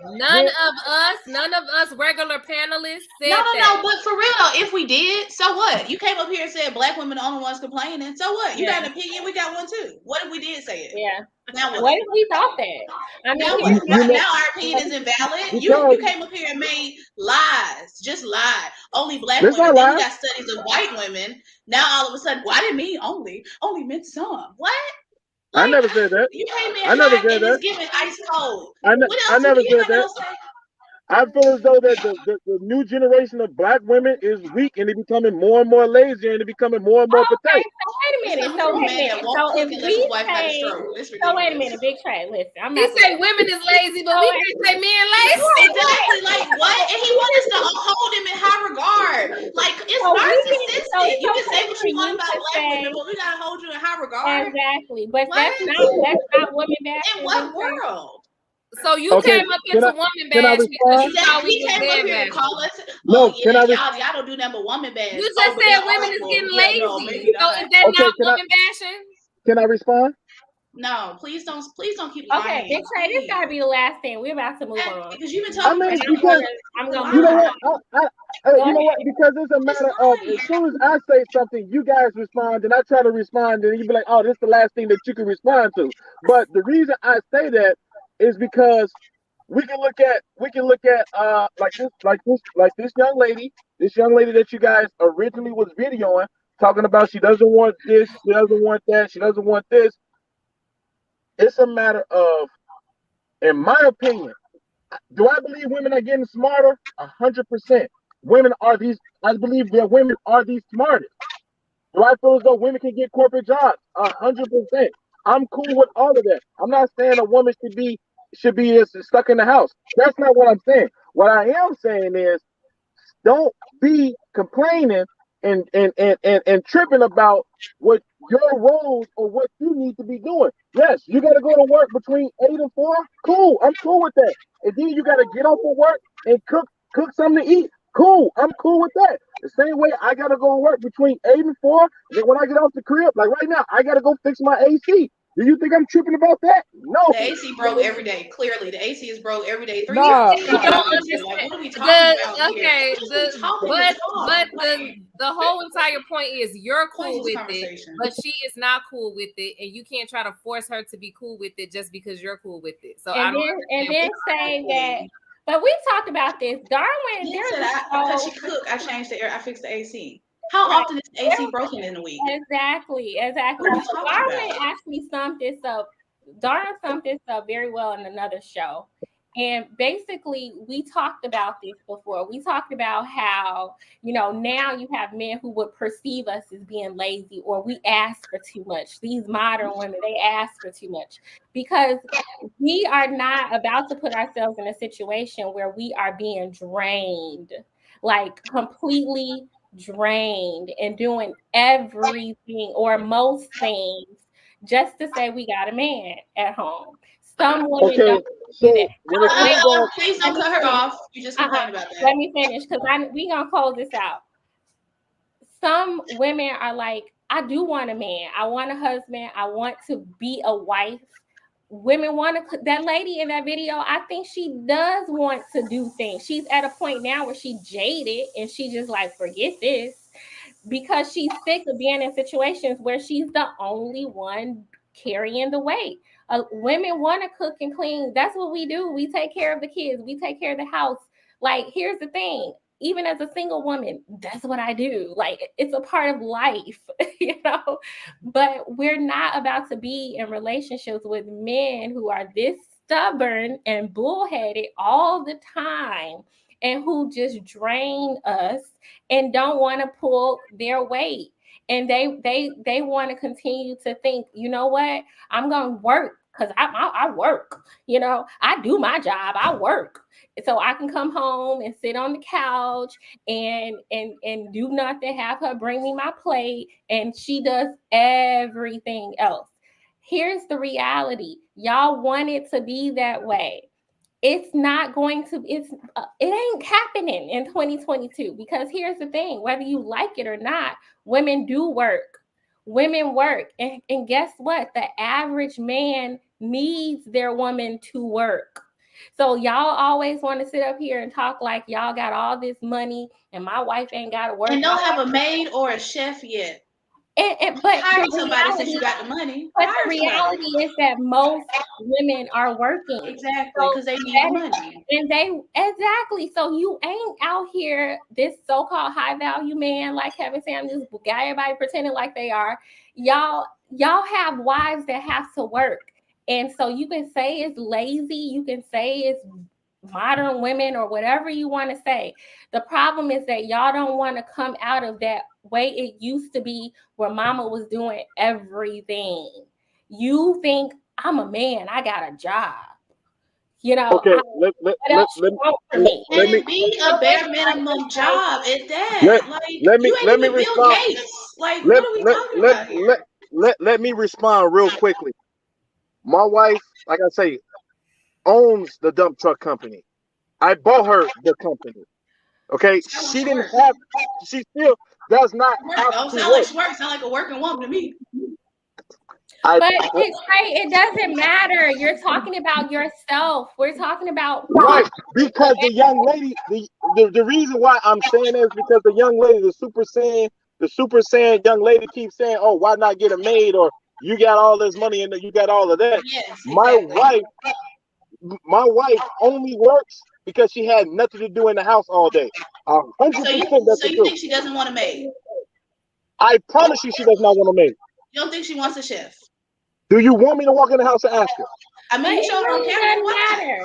It don't even matter. I don't want this to be about your situation. We're talking. I do want to comment. I do want to comment on the high value man portion. You know what? I guess we can hold on because we're gonna hold on. We're gonna hold on. No maid or no chef. You ain't Bill Gates. What? See, this is my thing. They want to compare us to white women. They want to compare us to Asian women. But then when we compare them to white men, we compare them to Asian men. We are countries. We are governments. We are police forces. Oh, then we being unruly. Now you literally just own a truck company. Cool, kudos to you. You haven't changed the world. What is happening? Like, how big is your ego? What? I changed my world. You got trucks. You're not Bill Gates. You deserve Bill Gates treatment because you got trucks. What's up? Okay. You mad? Okay. All right. You know what, Trey? You didn't came here and be real the whole last 2 hours. I know, right? No, because he compared us to white women. Let's compare y'all to white men. What's tea? Like, what's up? Where our countries at? Where our police force? Since we compared each other to other nationalities. So now this just goes right back to quickly, because you said quickly last time. Black woman issue. I'm telling you. Trey, it's not. Trey, but Trey, I'm gonna let you go because thank you for calling in. We appreciate it. You're one of those family wife who you just think you're gonna be right all the time. I'm not right. Was divorced twice. Let me help him with one more thing before there's a reason for that. The Godfather that you love so much, he got most of his talking points, his cadence, the structure, the things that he decided to talk about, and the way that he decided to from the white manosphere. Exactly. So it's not only Black people. So I know he kept saying that and kept telling Tomasi. But if you don't take my word for it. Look up Roland Tomasi and look into where and look into the people that motivated him and inspired him to have his messaging, and they're white men. And look into the Department of they are white men who were talking about white women. That's where he got it from. Okay. Well, let me say this. Let me say this in regards to Kevin Samuel. The reason why I love is because he likes to tell people the truth. A lie. You know what I mean? I'm gonna mute you right there, Kevin Samuel. He tell little girls not to tell their mama they get assaulted. So stop. So we're not Right. even Who going to get on Kevin celebrates Samuels. that? I'll invite you to another show where I wish And the he man said, had beat your died, and I wives. wanted him to be accountable for a lot of the crap that he said. But Black men, like your godfather said, make on average $42,000 a year. Okay. This And is want to be what treated he like the king of said soul. very often. Okay. So y'all need to get out of these delusions, this Exactly. grandiosity that you have, where all you have to do is come home and get on the couch So and a driving woman cook you a trucks. sandwich and you do nothing else. Ain't And I started a think country nowhere. a bigger issue in our community. That's why you have a lot of Black women who are Not a just police force in sight. they're just with any man because Not a they school just system. want a man. But he got some trucks. Y'all, So go ahead. it's just typical, like I think a lot Not of seeing the brothers feel Constitution like anywhere. that. All I have to do, oh Lord. I mean, I just get taken aback when they compare us to other people, but then want to shy away when we hold them to standard comparisons. Like, what other nation do you see of men begging other men to take care of them? You see Indian men with their whole nation. Asian people have their whole nations, and you want to compare us to those women, but we can't compare y'all to those men. You can compare us to whatever you want. I mean, when you want to you can Google my name and see what I got going on. I know they started no country. That much I know. I'm sure, but I damn sure ain't come to another Fair country enough. and You're steal not doing enough. You're not doing enough. If you haven't started a country, you got a constitution. You ain't doing enough. it. I'm gonna work on that. You should. Thank you. All right, guys. Well, I appreciate the time. I appreciate you guys for letting me on. I wish that we was a little bit more open-minded and not just open-minded on both ends. More open Right, sure. We'll go with On that. both ends. Sure. Trey. Yeah, we'll go with Both that. Mr. I Trey. won't cook. We'll go with that. Yeah. Go Trey, ahead. Trey. Finish Both line them off. ends.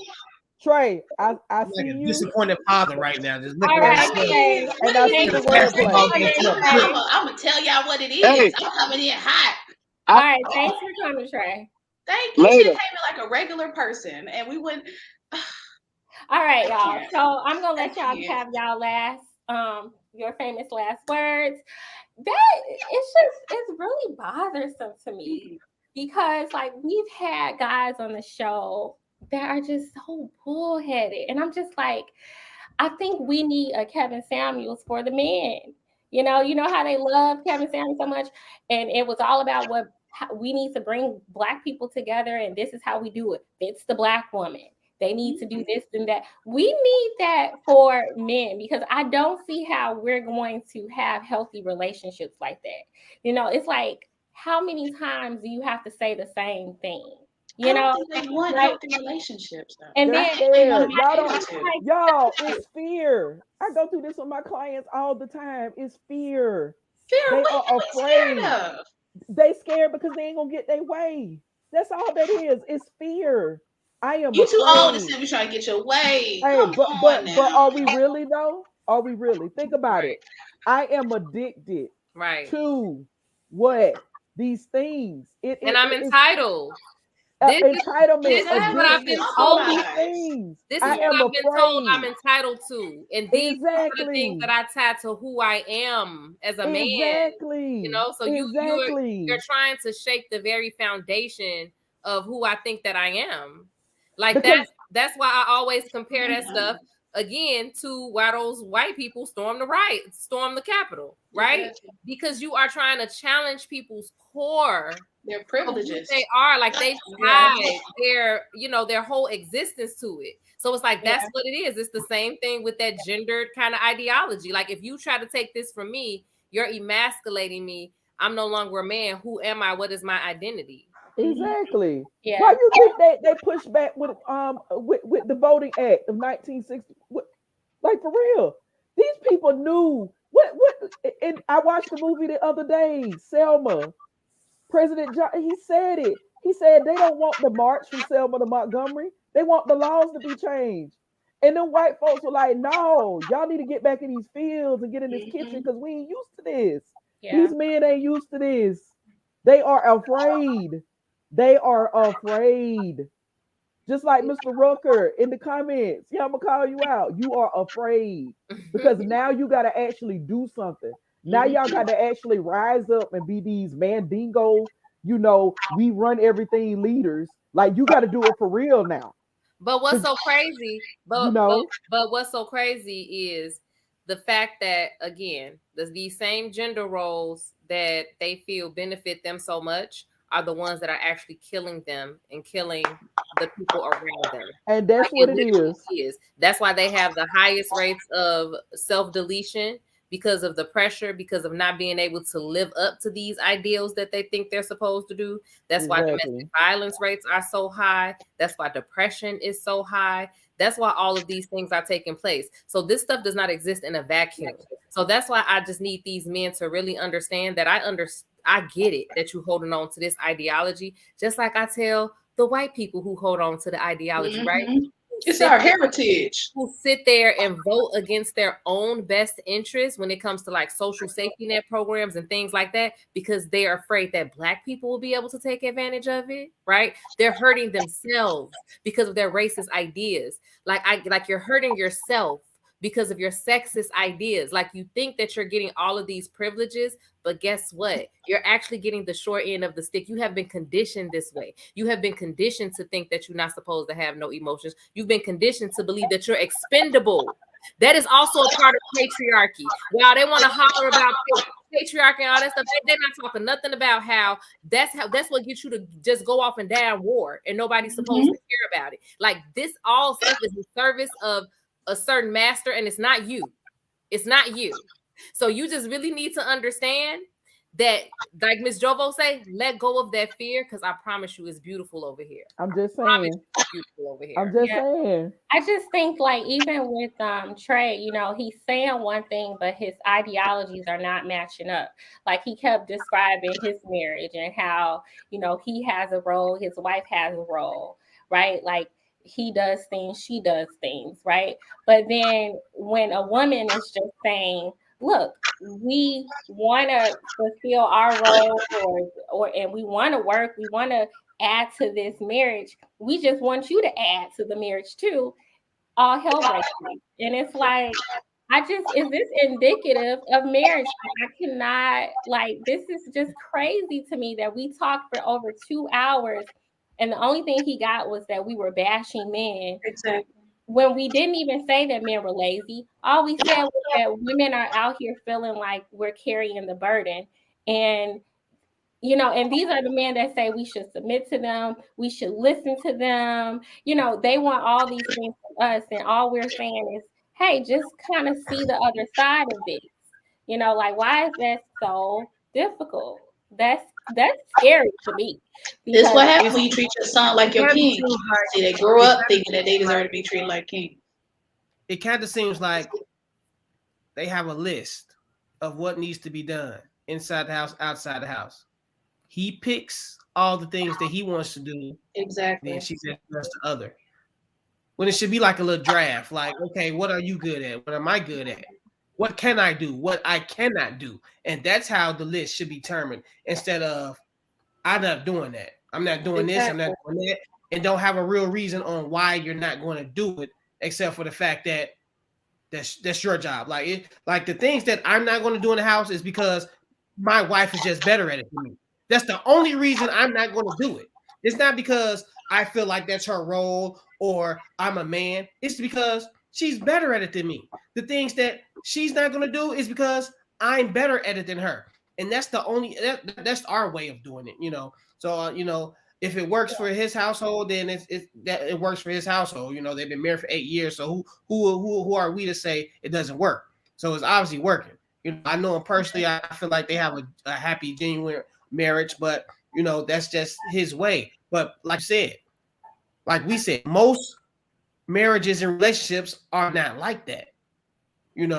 So that's just the reality of it. Yeah, it's not realistic. It's like at all. I tell about how my grandmother, she was a stay-at-home wife and mom. She could have a spotless house and have we literally had 3 meals a day, like when, except for at school, but we had, breakfast. My mom made me breakfast every morning. I was spoiled, I was a spoiled kid. I had a full-blown breakfast every morning, dinner. The house was spotless, and she could be that role that I think a lot of men want, right? But it's just not realistic for a man who's making $42,000 a year, and this is no shade, this is just facts. Hello, that they remind us of all the time. Remember, Kevin Samuels, your beloved Godfather, said this all the time. Black women have to be more realistic about the men that they're attracting, and that the men that they qualify for. If average women are qualifying for average $42,000 a year men, that means that they are working too, and women can't come home and do everything.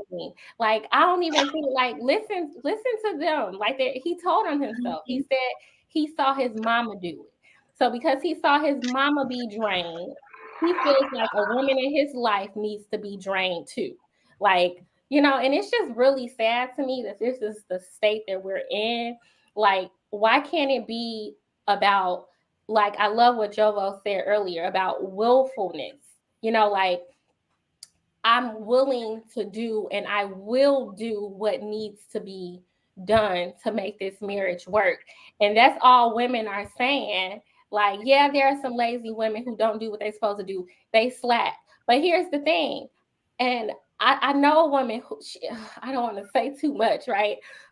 But like my brother's wife, like, she like, when they first got married, she was like, oh, I just want to do this for my family. She wanted everything to be perfect, the laundry laid out, food on the table all the time.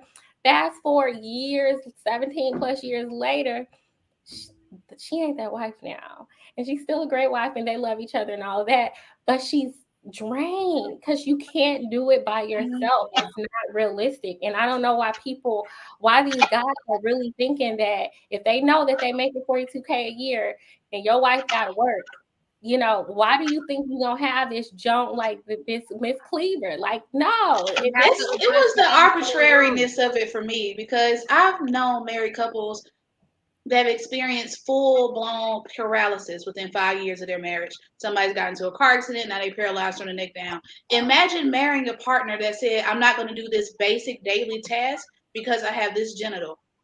If I was hurt like that, I would be immediately stressed out, because I know, oh, he don't cook, he don't wash clothes, he don't clean up. Oh my God, the house is probably going to be a shithole now. Because you don't do all these things. And now I have a that's an excellent point that you brought up. But this is probably another stat that, again, they want to see as man bashing, or don't just want to understand this is the reality. And instead of taking it in and knowing that you can do better, you want to see it as man bashing. But guess what? Men are not likely to stay in situations when they become pregnant caregivers in the way that women are. They're not going to do it. I brought it up because my mama got breast cancer while she was married. If something ends up happening to the woman, 9 times out of 10, he's gonna leave. Exactly. That's the reality of it. And actually, what I was gonna say is, I think that in these conversations that we have, especially about the Black community and stuff like that, we don't address structural racism enough for how much it is impacting the way that we see ourselves and the way it is shaping our relationship. Like, it has gotten so innocuous and so behind the scenes. Like, it was once was a time as Black people, it was at the forefront, right? It was at the forefront of everything that we understood for our survival, to be like, we have to band together as Black people against this white system. You see what I'm saying? So it's like, we have to understand that Black men, they have to fight even more for what they perceive as their masculinity, right, in this country, because they are denied it by this country. They're denied their manhood, right? They're denied to be the boss. They're denied those things. So they're going to fight tooth and nail from what they're also being told from the predominant society is what makes a man. You see what I'm saying? Like, they're not going to let that go, because they're like, I don't have that, but at least I can have this. And now you're trying to take this away from me?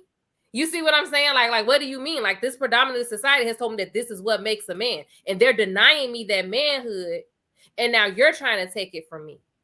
You see what I'm saying? Like, we have to address that. Like, we really have to address what is going on before we're going to even be able to get anywhere and get better with any of this. But I see so many of these conversations, the Black community, we don't mention structural racism, not at all, but it's affecting everything about us, every single thing.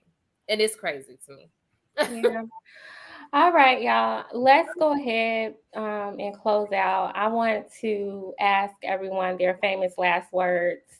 Let's make this real quick, though. So 30 seconds, famous last words. What is it that you would like for people to remember about your message tonight? Famous last words.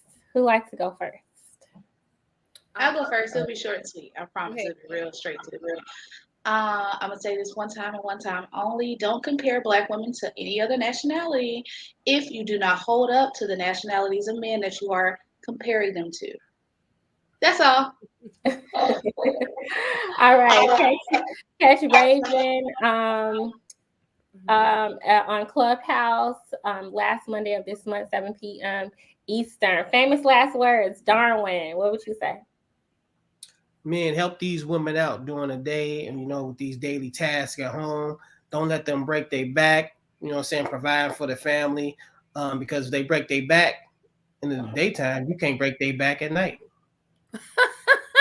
Oh, Lord. I ain't objecting. See, that's why he triple OG up in this piece, because he be Darwin. Hey, it's all. Listen, we got to look out for the nighttime action. These men ain't even doing what's best in their best interest. I'm just when they go start complaining about woman, she too tired to do this and too tired to do that. Okay, yeah. Okay. All right. Go ahead. Let's see. Famous last words, Cannon. He didn't threw me off. Now. Right, he didn't threw me off.